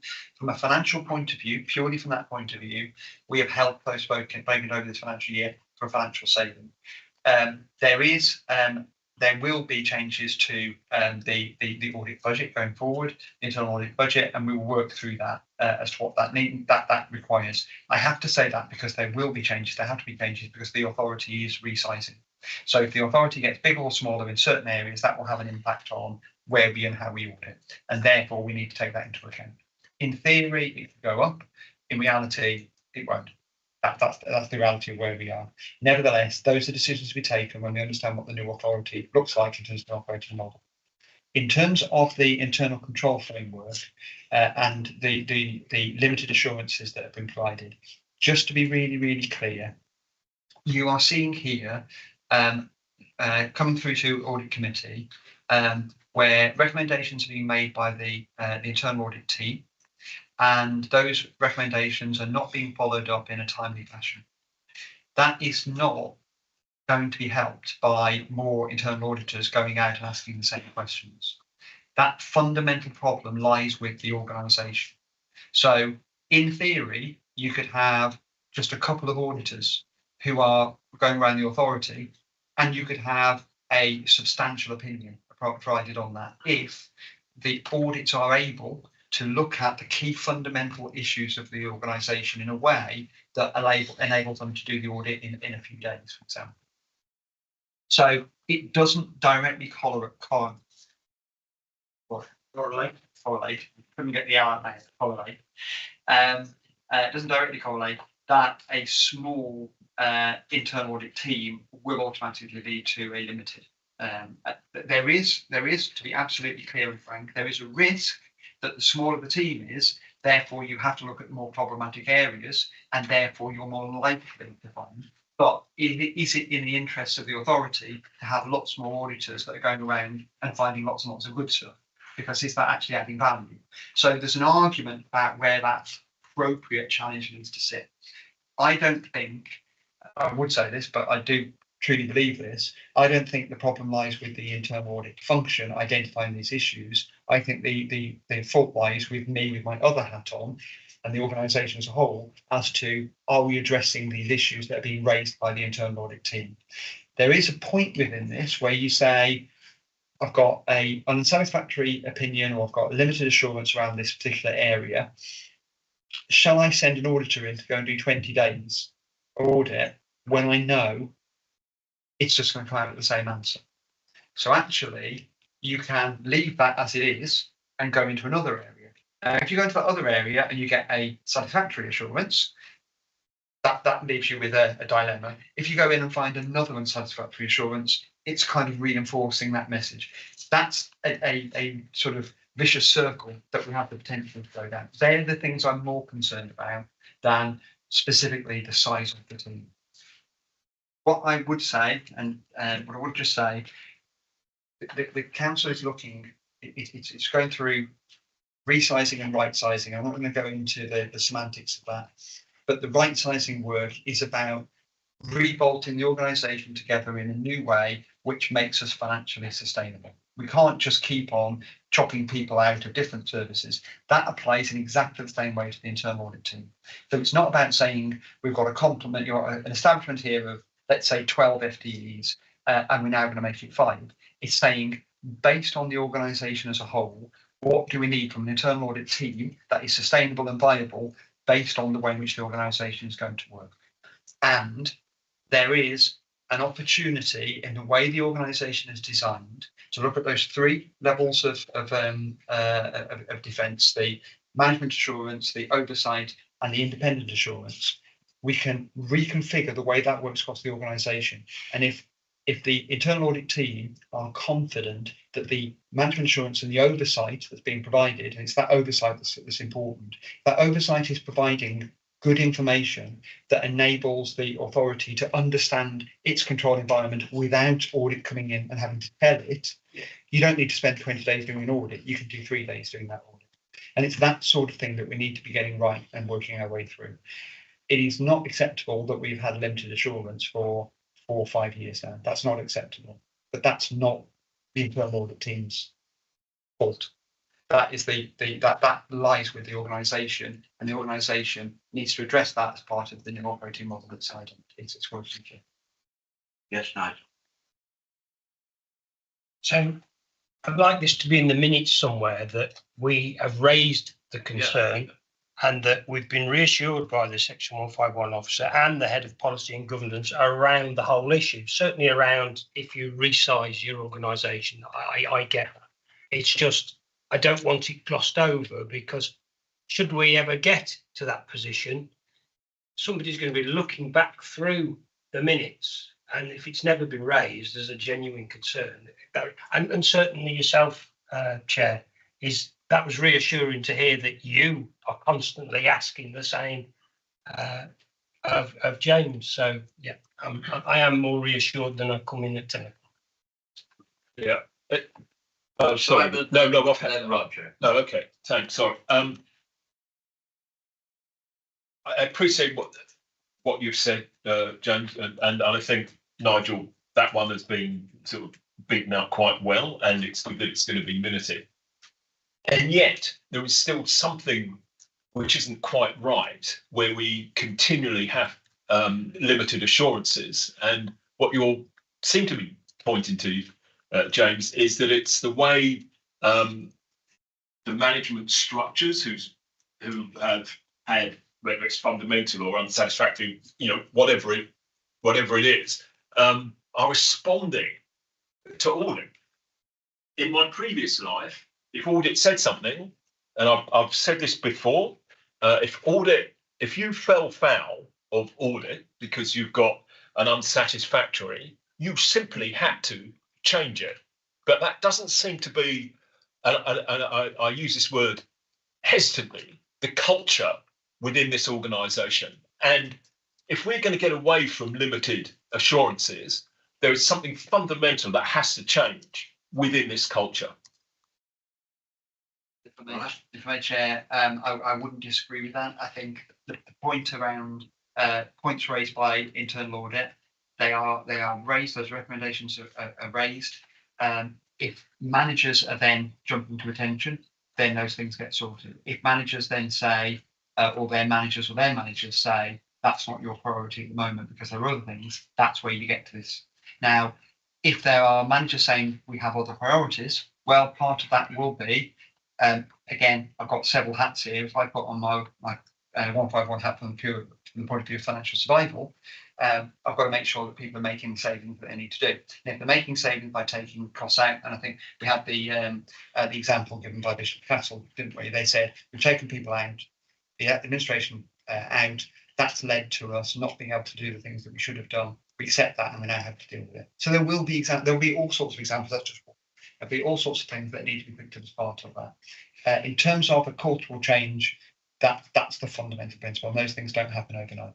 So bringing in a new organisational operational model for the council does not mean that overnight things will change significantly. What I'm giving you, and just to be clear, I'm giving you management assurance. You're hearing what I'm saying, and you may take that, you may accept that, you may not. It's entirely your prerogative. And you may say to me, well, thank you for that, James, but actually I'd like some evidence to demonstrate that's happening, which is, again, a quite reasonable request to be had. So I'm just making it clear. I can only give you management assurance personally myself. I am saying that I think the organisation, I know the organisation is being redesigned, and as part of that will be built in the sorts of things that I would like to see to address those cultural changes that we need. Can I hand on heart say that will deliver? No, of course I can't. Can I say that will happen overnight? Of course I can't. It's going to take time. I don't think that we'll be able to get ourselves out of this position overnight. I think it's going to take longer than that.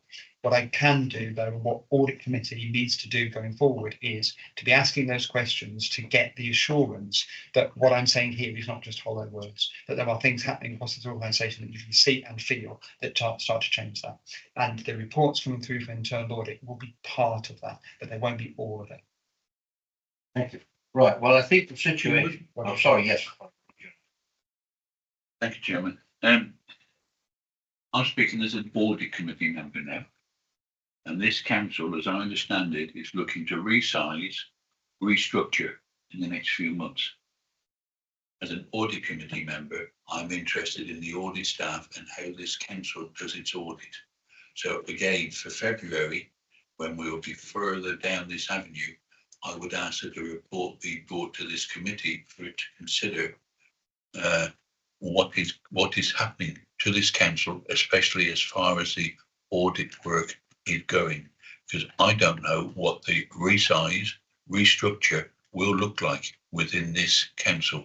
Things are changing. They need to change. Okay, they must change. Okay, but as far as the audit goes, I think I, and maybe my other members here, would also like to receive reassurance and see exactly what is being expected and planned for coming years. And as I understand it. So shall we agree? Yes, again. Sorry, I'm just trying to get that to Barry. I think we brought the audit plan to audit committee visit in July this year. Yeah. I think previously we've taken it earlier. February. Yeah, so if we could bring the audit plan together in February, Yeah. that would only be a provisional audit plan, but that would give you the audit committee a clear indication then of what the plans are for.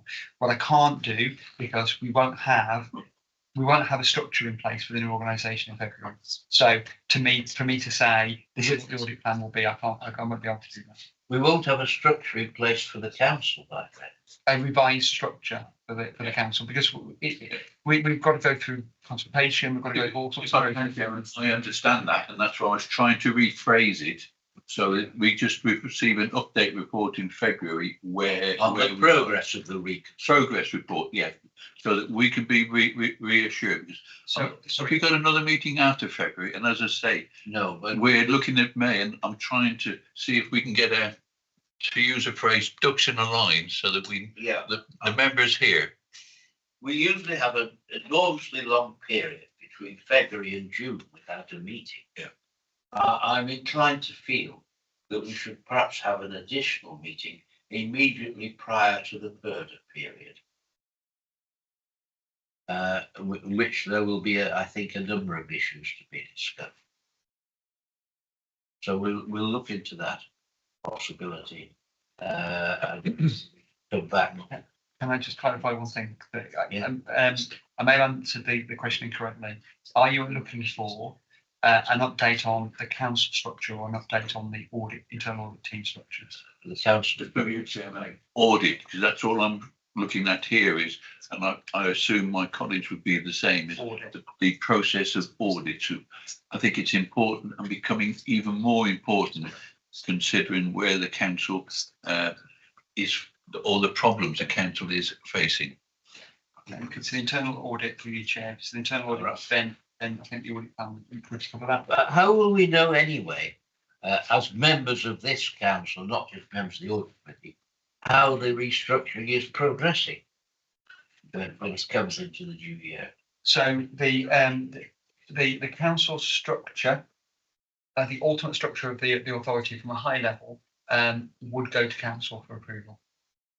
So in terms of, the chief executive and how he structures his team, that would go to council. So that's how you will find out what that overarching structure is and the approach that's being taken going forward. What we can't do is identify and work through that structure until we've actually gone through the HR processes, which require us to go through identifying what that looks like, going out to consultation. All of that is private and confidential until we reach the point that we can agree that. So I would expect that we would be taking a report through to council sometime, whether it be February or July or sometime in the next year, once that's been worked through.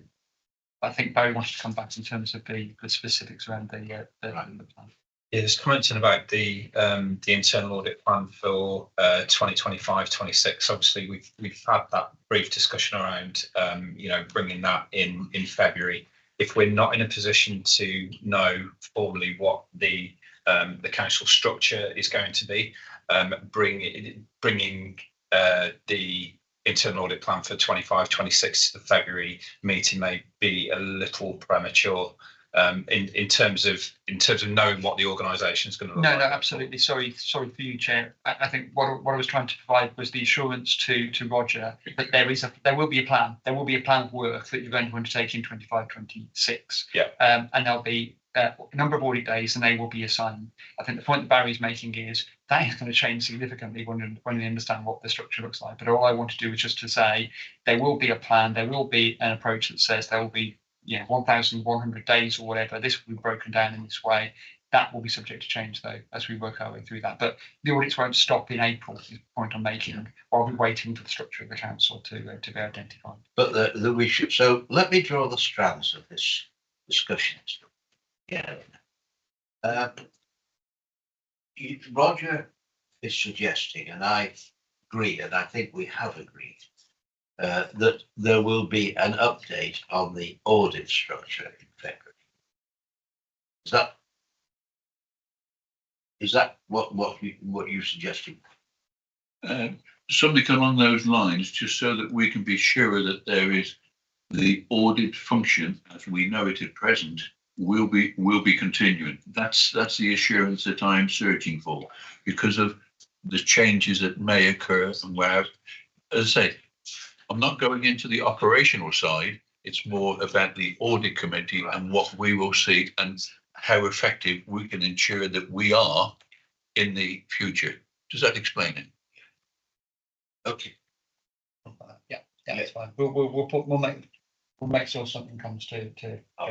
Yes, and secondly, we also, I think, are agreed that we should have an update report on the 4 unsatisfactory recommendations in February.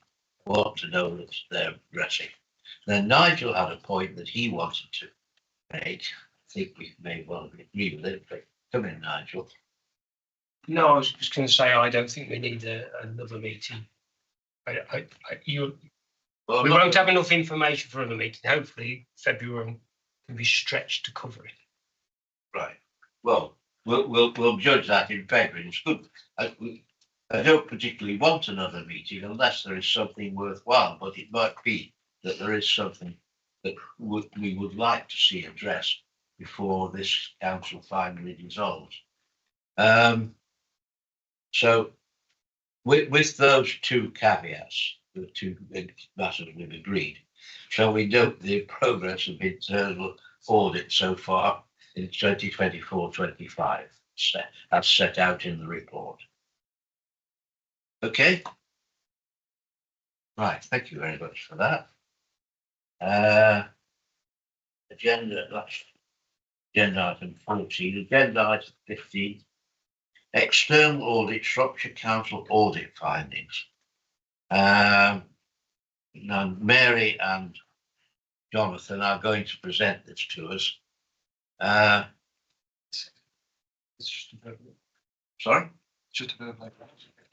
Oh, sorry, yes. This is a verbal report, yes.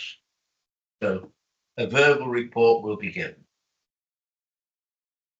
Thank you, Chair. I will keep this brief as we've touched on many of the points, but this is a brief update on the 23-24 financial statements audit. As the previous finance paper states, item 13, there are a number of areas at this point where we wait for audit evidence from external bodies. So I will just briefly touch on those points. The first point relates to group assurances. So the council's group accounts do include a material inventory balance in old money stock relating to Cornavy housing, as we understand Cornavy are building the houses to sell, not to maintain as property, plant and equipment. So as such, the most efficient way to gain assurance over that balance for us as auditors is to speak to Cornovy's auditors and get assurance for the work that they've done on Cornovy's financial statements. So that work is in progress. It relates to assurance over the existence and the accuracy of that stock balance as at 31st of March 2024. Should those assurances not be received in a timely way, we do have alternative procedures that we can undertake going forward. That's just a brief update on Cornovy and the group accounts point. Secondly, there are 2 external valuers where we are waiting for responses to queries. Majority of our work is complete, but we do need to drive those areas to completion to finalise that. And the third point is around pension fund assurance letters. So those have been received now in the last couple of weeks from Grant Patterson, which many of you will know on the committee. So that work is now complete, and the authority is working through the amendments to the financial statements for the rate of return adjustment, which is an estimate. So those are the 3 more technical areas of the accounts process. There are areas where we are awaiting evidence or explanations to conclude our audit sample testing. The majority of those requests do sit with departments outside of central finance, working very closely with James and the team to drive those through to completion to form our conclusions on those areas.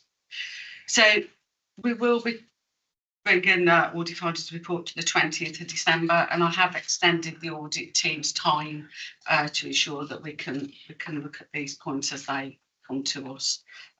We have had a dedicated team, the council, since August, as agreed. So I'm confident that we can meet that timeline, but we are beholden to receive that information from the council. Appreciate we have a meeting follow later, but I am happy to take any questions at this point. Thank you for that verbal report. Shall we move on to your main report, which is item 16, a report which certainly gives very considerable concern in relation to the situation the council is trying to overcome. And should be interested to hear what you say in introducing this report, Mary. It's going to be me that's going to. Sorry. So it's okay. It's going to be me that's going to talk you through this report. So yes, this annual audit report is the conclusion of our value for money work for 23-24. It's with regards to the 23-24 financial year, but given things move on at pace, we also reflect on activity that's happened since March, the end of March this year, and we look across three key areas. The first area is financial sustainability. That's an area we've spent quite a bit of time. Focus that's looking at the arrangements that the council's got in place for planning its resources to deliver its services in an adequate and sustainable manner. We also look at governance, which is the council's arrangements for ensuring that the decisions are made in the right way. And just to be clear on that, we do not look at the decisions that are made, but rather the arrangements that they're made in the correct manner and in line with appropriate arrangements. And the third area is around economy, efficiency and effectiveness, which is the council's arrangements for improving the way in which the council delivers its services. You'll see on page 5, 6 and 7 of our report that summarises our findings across each of those areas, but I will touch on each of them in detail, starting with financial sustainability. And financial sustainability is a key challenge for a lot of councils, but Shropshire's position is particularly challenging, and on that basis we've raised a significant weakness in the council's arrangements for securing value for money. From our work, we note that over the past 3 financial years there's been consistent overspends that have put pressure on the reserves level that the council holds, and that at the end of 23-24 that general fund reserve balance stood at £38.8 million. But given that there is currently, at the time of reporting in 24-25, a forecast overspend of £35.1 million, with the risk that depletes, that reserve balance depletes to £3.7 million by the end of the year, which poses real threat to the financial sustainability of the council. Given that financial outlook, we must note that the work is ongoing and the council are seeking to address those challenges through 24-25, including engaging PwC as a strategic partner and developing a financial dashboard, which the financial dashboard we must commend as being a very useful tool for monitoring savings and the financial challenges that the council faces. So from our view, the council's got a good grip of the scale of the financial challenge. That does not take away that it is a particularly challenging outlook in terms of addressing those challenges, but in terms of visibility, transparency and sort of user friendliness, that is a really effective dashboard that is in place. So we must commend that.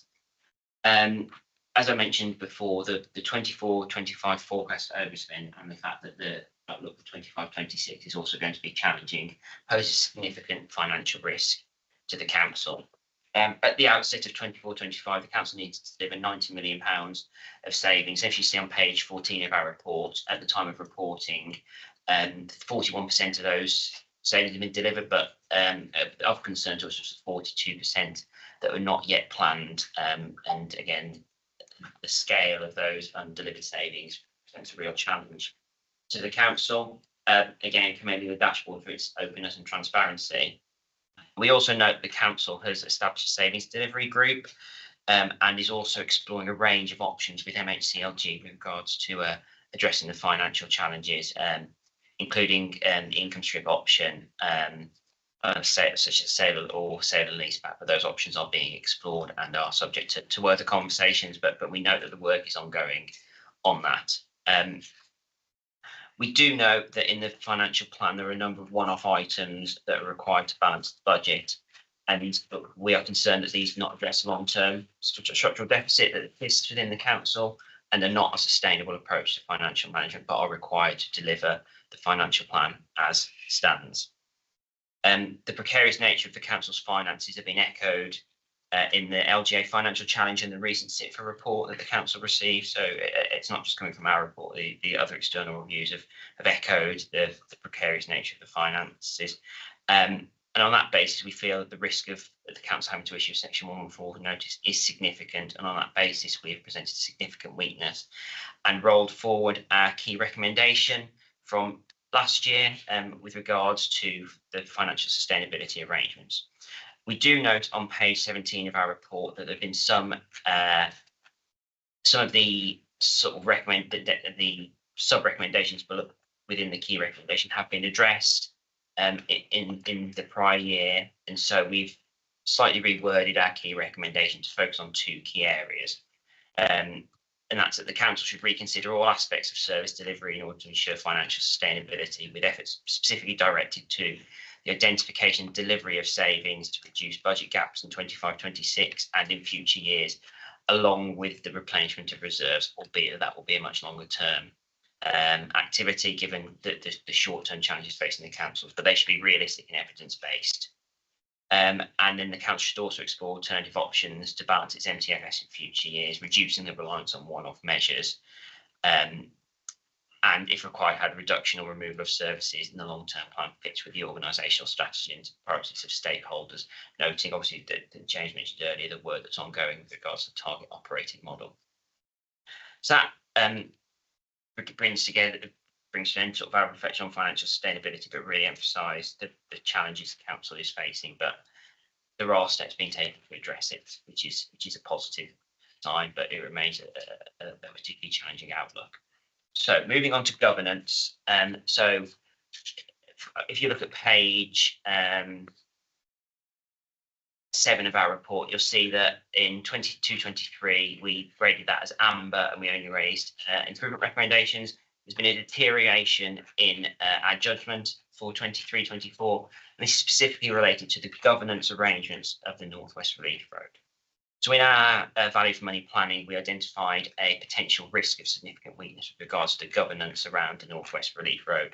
And as a result, we undertook a specific piece of work. We engaged with our transport and infrastructure colleagues within our team who are experts on this, and they undertook a detailed review of the governance arrangements. And that is detailed in Appendix D of our report. The review identified a number of weaknesses in the governance, particularly in relation to the funding of the project. And just to sort of highlight some of the weaknesses is that an internal audit raised governance issues, including the lack of an executive board meeting formally. We've not seen any formalised minutes of the board since that recommendation was made. The executive board has not included standing members such as the Section 151 officer and the council leader. Internal audit raised the issue of exceeding delegated budgets while progressing the project. Funding is reliant on DFT funding, which could take the form of the local transport fund. The letter from the DFT on the 1st of March confirms funding amount of 136 million, but it does not state the profile of funding to be received or potential conditions attached to it. We consider reporting of cost increases between approval of the outline business case and submission of the full business case, and funding rates should be unsatisfactory, particularly to Cabinet and full council. And within the project risk register, there's no reference to the cost of aborting the project. You'll see in the Appendix D those findings in more detail, plus management responses to that. But with regards to the value for money view, we identified a significant weakness in the council's arrangements of governance, and we raised a key recommendation addressing those issues that I've just outlined. That can be found on page 21 of our report, and the detail, as I say, sits in Appendix D. With regards to the other areas of governance that we reviewed, we've identified two key areas, and in terms of issues with the governance arrangements, and we've identified improvement recommendations. So these aren't significant weaknesses, but they are weaknesses, so we raise improvement recommendations.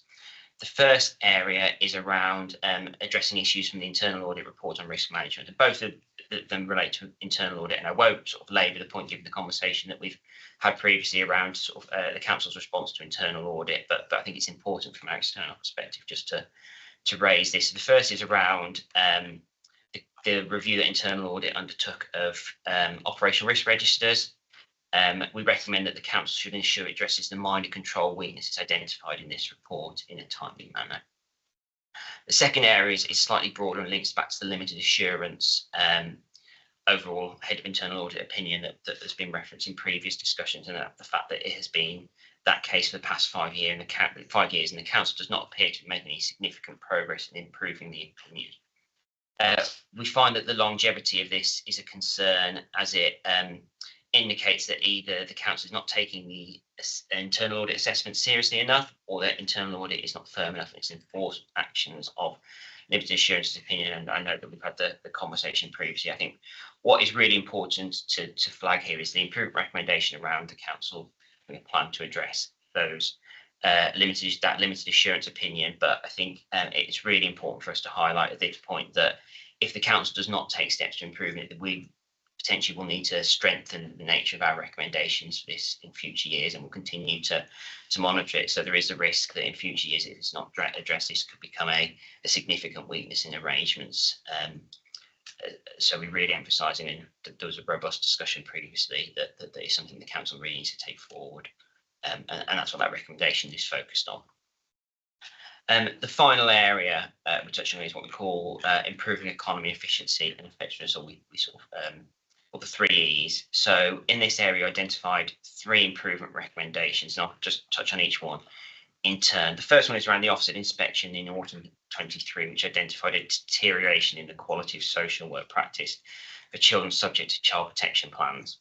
There were serious and widespread systematic failings and weaknesses in practices which left children for a risk. It's critical that the council maintain focus on addressing these issues identified, and this does not persist and potentially threatens sort of a wider Ofsted issues, and sort of takes the steps to address these issues in a timely manner.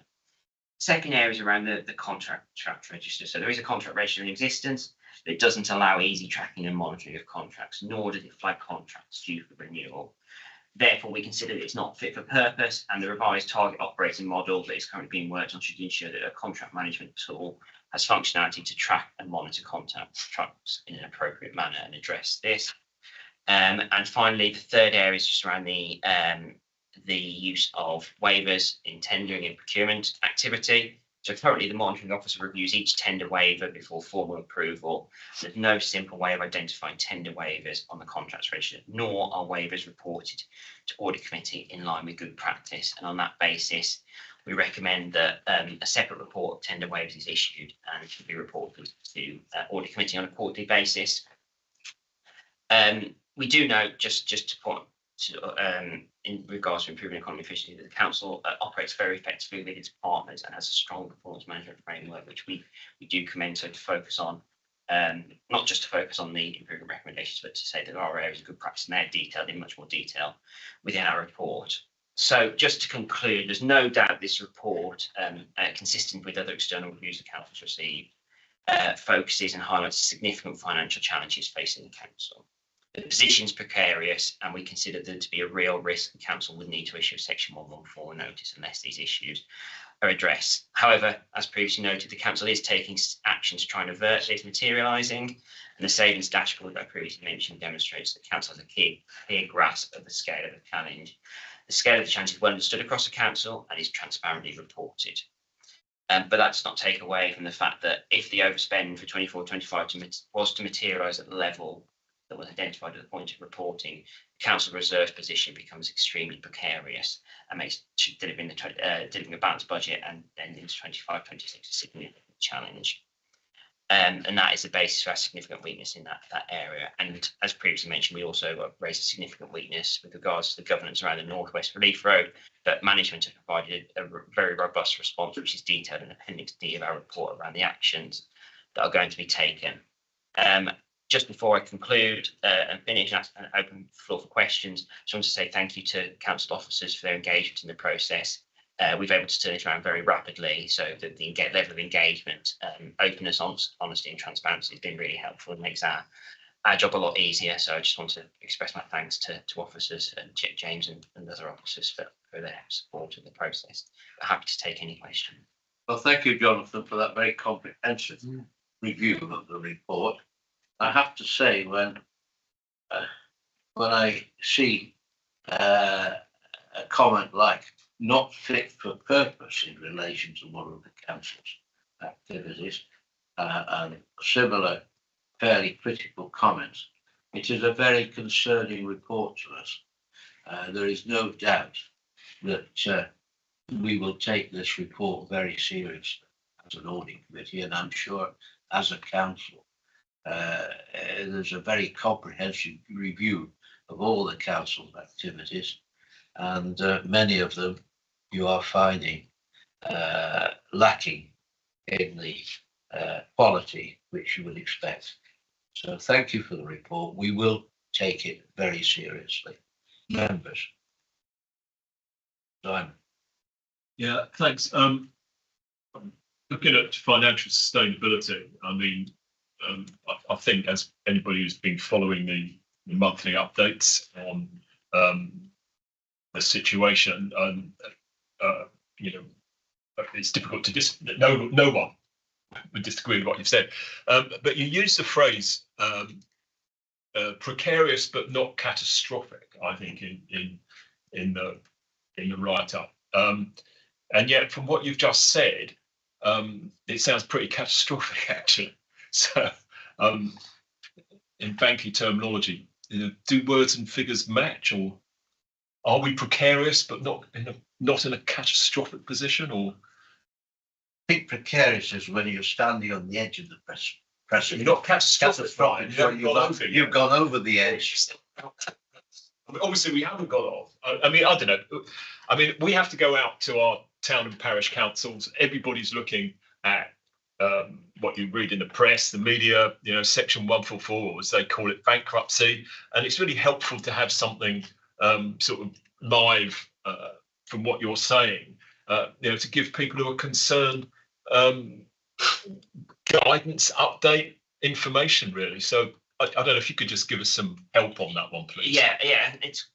I think it was quite a good summary. That precarious is it's teetering on the edge, for want of a better phrase. But there are councils that are treading very close to that edge in much more difficult positions. So I think as I picked out in the report, that the council are taking lots of steps to try and address the issues, the conversations with MHCLG around alternative options, the work with PwC, all the kind of things that we'd expect to see. I think a catastrophic example would be where it's in a situation that the council finds itself in, but are not taking those steps. So I think that's the slight nuance around using that phrase and precarious, but it is precarious, and I think we highlight that significantly in our report that the council is facing significant challenges, and especially with sort of the scale of the overspend at the point of reporting in 24-25 and the impact that will have on reserves, means that the way that's materialised, it gets much further down towards that. Keeping on the edge. I think what Brian said, sort of looking over the precipice, is quite how far we are actually at that precipice is always going to be up for debate. But no, I appreciate that, and thanks for that insight. Okay. Yeah, thank you. I mean, thanks for the report. It's fairly grim reading, and it's difficult to start to pick out what to discuss. I guess my comments are going to follow on from the discussion we had earlier around the seriousness that audit and I guess in a wider sense governance is taken by management. And you know, I found it difficult to imagine meetings are happening without minutes. I know that happens on occasion, smaller meetings, but this is I'm talking about the Northwest Relief Road, that the recommendations that this committee made don't appear to have been followed, or we can't work out whether they have or not. The you know, the failure to kind of consider or risk assess for the project not taking place is very difficult. So I guess what I'm wondering as a committee is, and I have seen the report and the responses, which are fine, but I think as a committee we need to understand that the management and Simon, I think you talked about culture of the, you know, the senior parts of Shropshire Council are taking audit and governance seriously, because it just didn't feel like it from reading the report. And I'm not saying that people aren't well-meaning and trying to achieve good things, but I think there are very basic steps that are just not being taken. And I wonder whether we need to, as a committee, ask for, I don't know whether they come to a meeting or a report or something, you know, to us in particular around our recommendations about why haven't these been looked at? If the audit committee can't ask for things, you know, or can be expected to be ignored, you know, what does that mean for other departments? James, would you like to frame a response to Kate, Simon, others? Thank you, Chair. So we go back to the earlier point we've been answered, but in terms of the precarious and catastrophic, this is where when the LTA peer review came to see us and undertook their peer review, they were expecting their situation to be difficult. They were given assurances, but there were only assurances, so that's why they said we consider it to be precarious because we are close to that edge. And as has already been said, you know, we can all probably name some authorities where we would say that situation is catastrophic based on what we've seen. There have been 19 authorities that were given exceptional financial support. Even some of those I wouldn't consider to be catastrophic, but nevertheless they've had to go through that. We haven't had to. I think there's some assurances to take from that.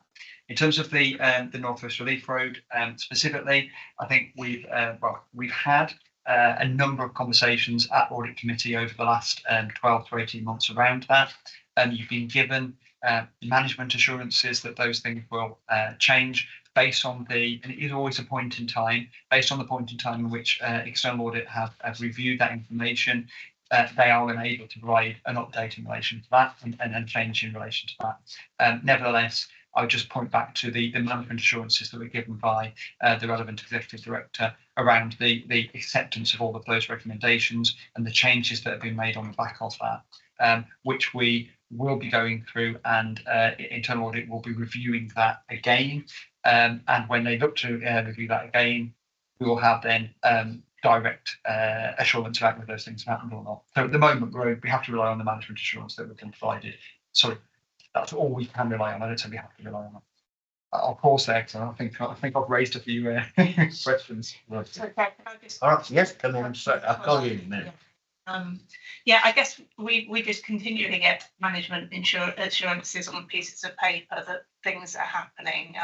But we made a specific recommendation that appears not to have been listened to, and so I'm not sure having another report saying yes, we're going to do it is enough. And if we want to be a committee with teeth, then it's we need some response as to why it wasn't done directly to the audit committee, and it's going back to the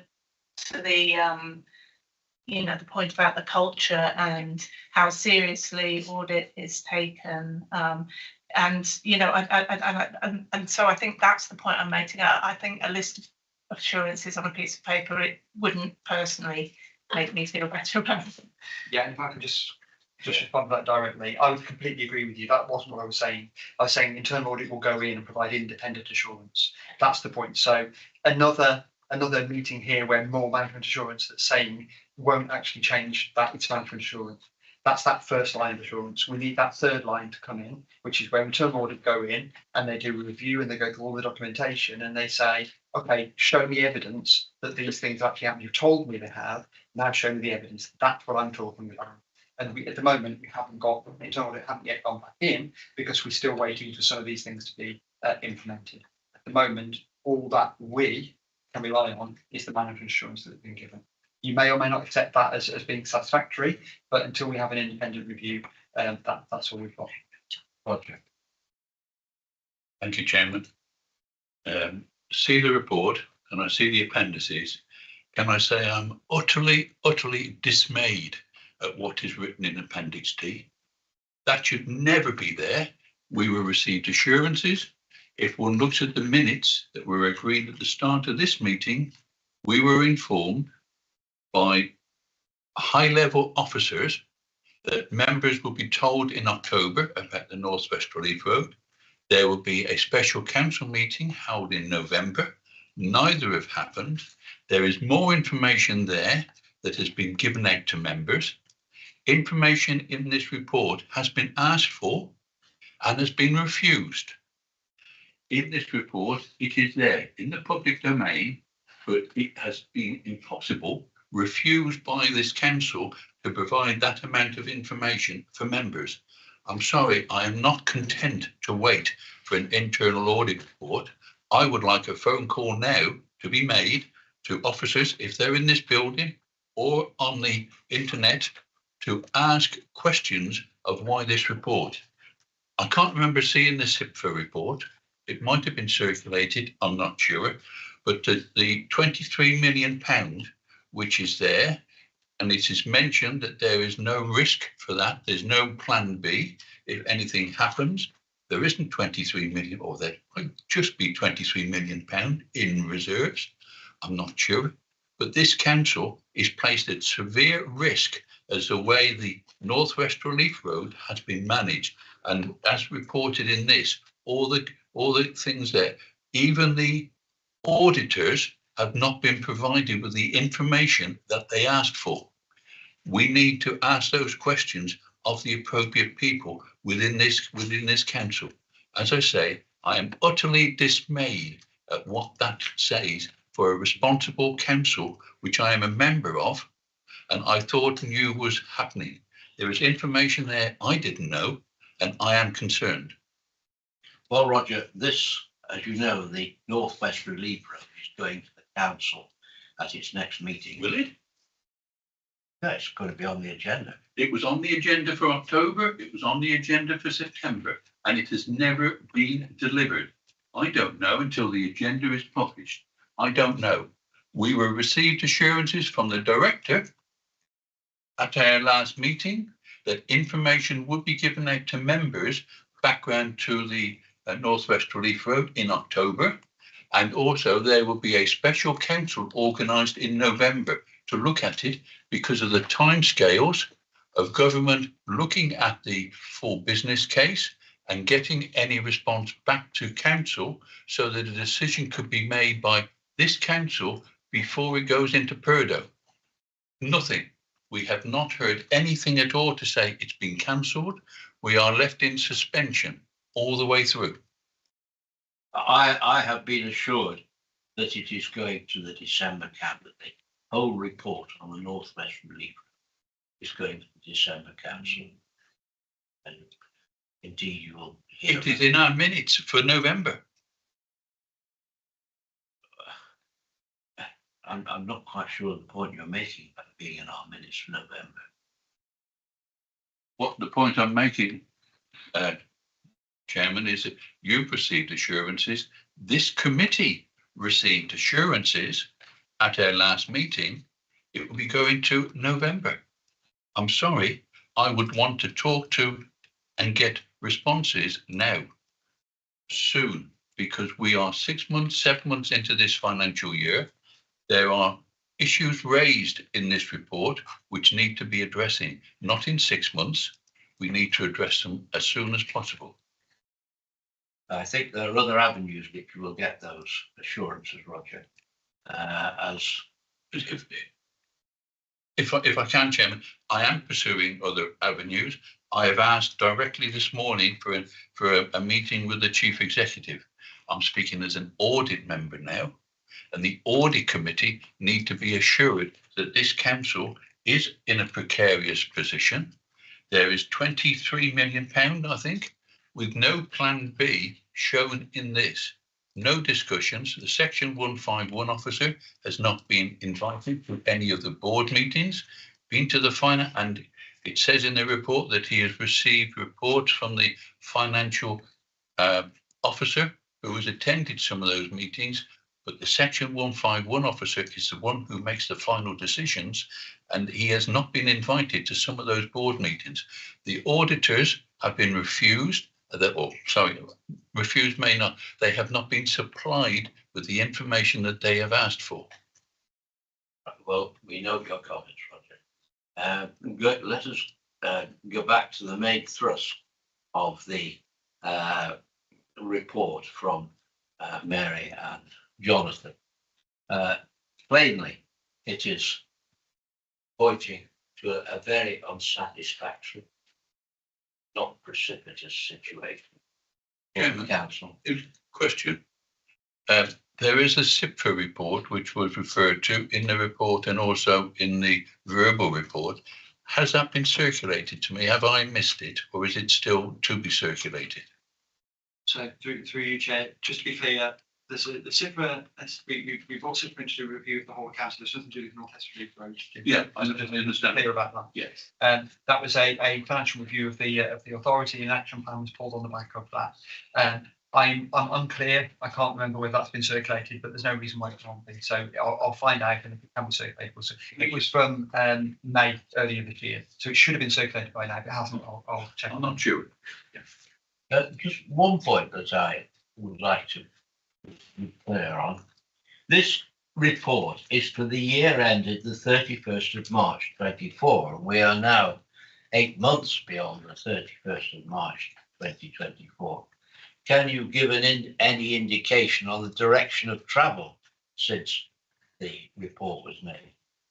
Yeah, as I said at the start, it's for the arrangements in place for 23-24, but especially with relation to financial sustainability, we do that forward look as into where the council is currently. So I think the comments I made in the May sort of summary stand that the council is facing a significant financial challenge, and obviously the 24-25 materialisation of potential overspend is going to be critical towards that. With regards to the other areas, as you'll see from the management responses that are in the report, that work is already ongoing in some of those areas with regards to that. But the report summarises, yes, it is for the 23-24, but we do take into account the fact that things move on in the time between the end of March and until 14 now. So it covers a period up until the reporting date. When we have another report from you, this is this time next year. All right. It's an annual report, so it'll probably be presented around this time next year. All right. Chairman, there are comments in the report dated July 24, so it does go beyond March and into this current year. Well, that's why I was seeking direction of travel. Yes, Kate. Yeah, I just because it wasn't the conclusion to my suggestion. I do think as a committee we need to understand why such a big project with such potential difficult financial. You're referring to the relief road now, are you? I am, yeah. The fact that we made recommendations that weren't followed, I do think that as a committee we should be asking why. We've been talking about why people aren't taking this committee seriously throughout the committee. Yeah. If that's happening at the very top, where is the incentive for someone further down the organisation not to do the same? So I do think we need some sort of report from the officers concerned as to why that hasn't happened. I mean, personally as well, it seems like some of the financial assurances that have been given have, emanated from comments made on a local television programme rather than any written assurance in terms of funding the road. There now is a suggestion that it could come from Department for Transport funding, but the auditors have quite correctly highlighted the fact that that may not be within the remit of that funding. So I think there are some really serious questions that need to be answered here. And I think as a committee we should be asking people to come and report on them.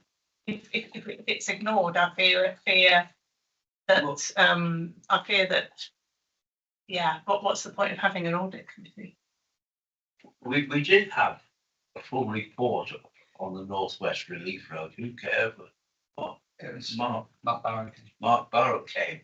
Was it the last meeting, I think, on the North West Relief Road? Well, he gave it. Sorry, Chair. He gave assurances, and one of our recommendations hasn't been followed. That's the point I'm making.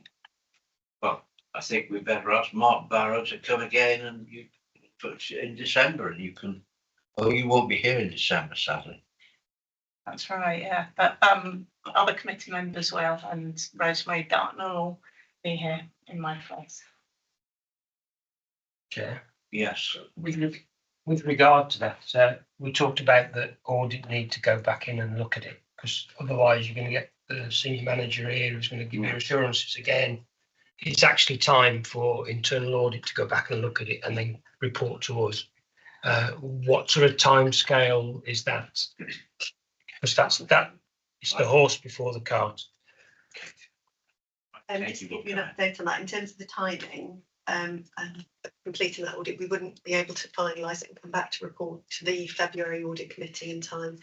So given the proposal is the full business case is going to full council in December, the target implementation dates the project lead and sponsor gave ran to the end of December.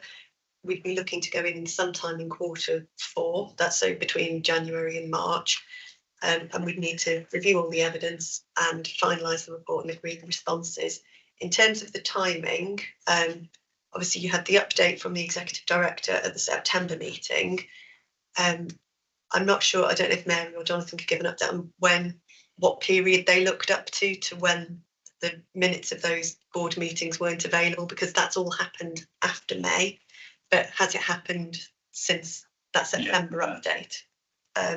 So yeah, in terms of the timing, we can't go in and complete an audit and give you assurance back in time for the February committee. The committee can absolutely ask the executive director and project lead to come back to the December meeting or the February meeting. And the other avenues in terms of how seriously is the committee taken, obviously you can ask the portfolio holder to attend or escalate it to the chief exec. Yeah, and just for clarity, I'm not asking for them to come and talk about the North West Relief Road. It's about why they, what role they see the committee playing if they don't feel they need to adhere to the committee's recommendations. Is audit included in the leadership training that has just been rolled out? I can't remember the name of it. That's it. Yeah. Where does audit sit in terms of the importance, because if they're not doing what we're asking them, where's the incentive for anyone else to? Roger. Thank you, Chairman. I understand what Kate is saying and I support that. However, I would wish at the December meeting to get the appropriate, and I'm talking about the North West Relief Road now. We can talk about the rest at the same time, but I would want at the December meeting answers to what is in Appendix D here, and I would like to put on record the answers that would be given by the appropriate officers. We can, and then ask our internal audit in the meantime and afterwards to go in and have a look. But I think seeing what is there, it is now a public document. I think the public and our residents would need us to start asking questions of the appropriate officers, background information to what our auditors have actually told us. So that's where I'm coming from for the December meeting.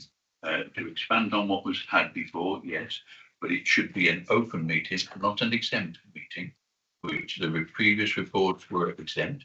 So I can't talk about them, but the audit report is public. And I want to ask questions, what is in the audit report of the appropriate officers? I find it difficult to see how we can accommodate you when we haven't actually had the council debate on the Northwest Relief Road. And I think the whole situation relating to the audit of the Northwest Relief Road will become a lot clearer after we know whether the Northwest Relief Road is going to proceed or not.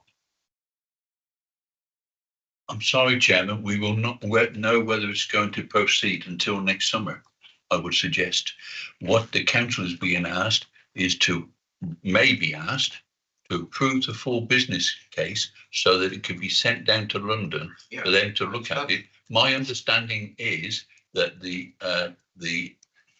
budget where this may be from is not going to be looked at until March. And it said the government can take maybe 3 months to actually examine the full business case.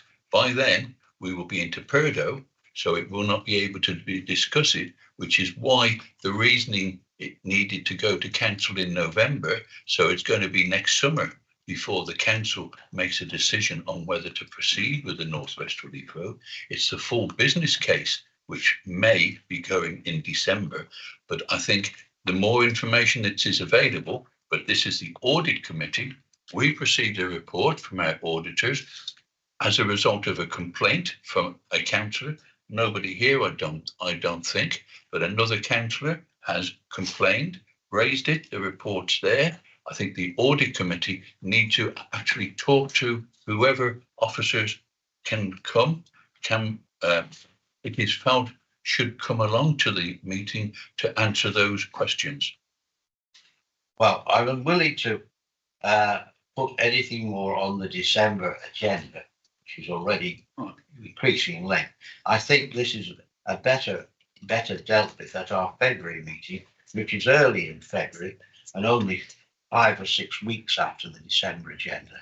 So I'm happy to go for. I'm sorry, Chairman, I propose that given what is in Appendix D of the auditor's report from Grant Thornton, that appropriate officers be asked to attend the meeting in December to answer questions on what it contains. And I propose that. I don't know if it's going to be seconded or not. I'm happy with the second. Right, well, would members be happy with that then? I don't think it's going to be of any value. Put it for a vote, Chair. Got to put it for a vote, Chair. Right, well, I those in favour, claim me 2, any more in favour, those against. So I'm happy for that to go to the February meeting, but it will not go. Now, can we return to the main report because we're coming to a conclusion now? We have received from our external auditors a very concerning report. James has assured us that they are taking the issues on board. Yeah. I think we must accept that for the time being, but certainly we will want to know in the interim, before you report again in a year, that we are making progress on all these issues which we have raised here. So can we note the report with thanks? Agreed? Chairman, can we note the report with concerns, not just note the report? I think we, as an audit committee, we are concerned with what it contains. I'm happy to accept it. We note the report with concerns. Actually, Chair, we're not concerned about the report. No, we're concerned about the content. Yes, well, actually, we know to be accurate. Yes, all we need to do is note the report. We're not commenting on what's in the report as we're noting the report. No, I'm sorry, Chairman. I would wish then to propose that we note the report and its content and the contents it contains with concern. Yes, I think that's the best summary of the situation. We note the report and concern about its contents. Happy with that. So can we agree and move on? I would take that silence as agreement. I don't agree, Chair. I don't agree either. Sorry, what do you not agree with?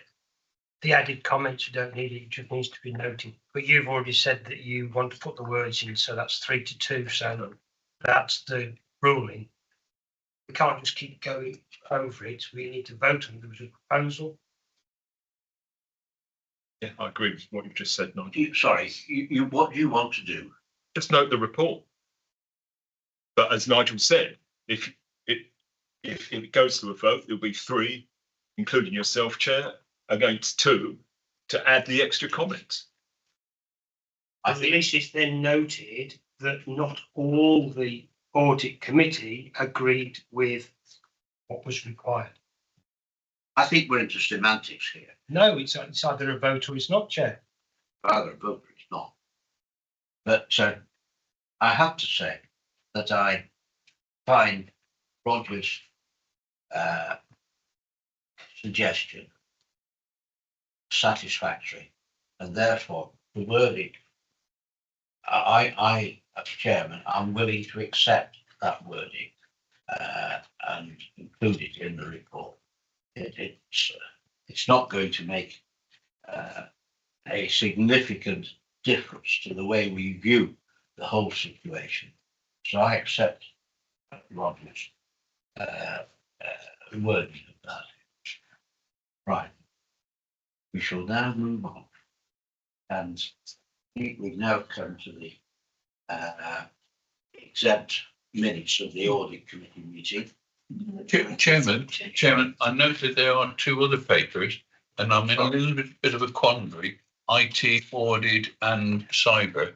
It's marked confidential in the top right-hand corner, but it's in the public section of the agenda. Sorry, I apologise. I thought that was the last finding. Right, this report is before us. Third line assurance external audit IT findings report. So again, we're looking at Mary, or is it Jonathan going to present it? Thank you, Mr. Chair. Yeah. What my colleague councillor said was it says confidential at the top.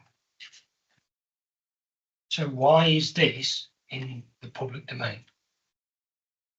Well, through you, Chair, I'm happy to take that. I'll provide a response to the comment that the report is automatically marked as confidential for our purposes. I did query that whether you would like it in the public domain or not. With Ben Jay, the Deputy Director of Finance and IT, and was happy for it to come. Obviously, it's the council's decision, but was happy that the content didn't include any private information. Okay, right. So it's not confidential. We can discuss it now, and I invite Mary to present it. Of course, it is really for information. The purpose of this report is to underpin our opinion on financial statements. Obviously, a lot of your financial statement values do come from the underlying systems, and we do need to look at that control environment. So this is a report you probably haven't seen in the past because it's formed as part of the audit findings report. And when you do see the audit findings report, there will be a 1-page summary, in effect, probably page 6, which builds in the findings from this report. For clarity, does cover the pension fund as well. So Altair is a pension fund system. We do it as one piece of work. It is for information. There is nothing of concern in the report that has meant we've had to change our audit approach, in particular the work we do around the journal control environment. So it is for information, and we do have, for completeness, we do have management responses within the report as well. I'm happy to take any questions on. Yes. Just one, it's on page 228, which is your page 14. Can you just explain that it says assessment, insufficient evidence of cyber security controls. And then it says this finding has not been remediated.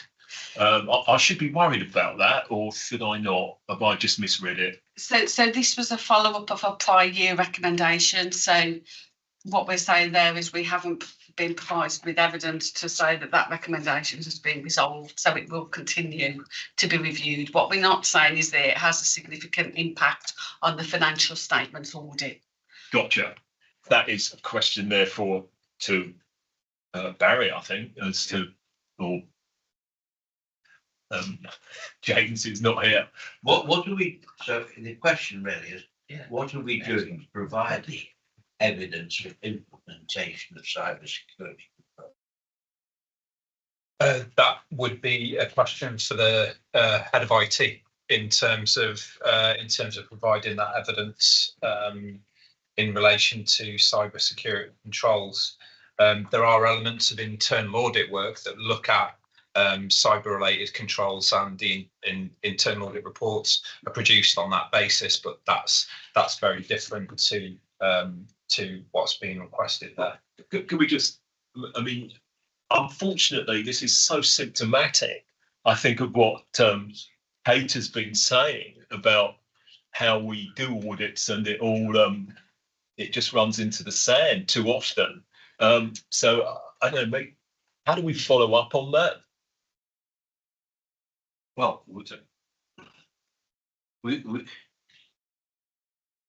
shall we have a report to the February meeting on the whole progress of the cyber security situation? It is a constantly moving cyber security. Yeah, I think that makes sense, Chair. If we, I mean, I don't think we should just let it go. We should just note this report, as Mary's, really explained what it's actually telling us. But there is clearly a follow up somewhere in there as to what you've just suggested for the February meeting, if that's okay. Yeah, in other words, we have a whole review of the progress of the cyber security controls into the February meeting and their implementation. Okay, agreed on that?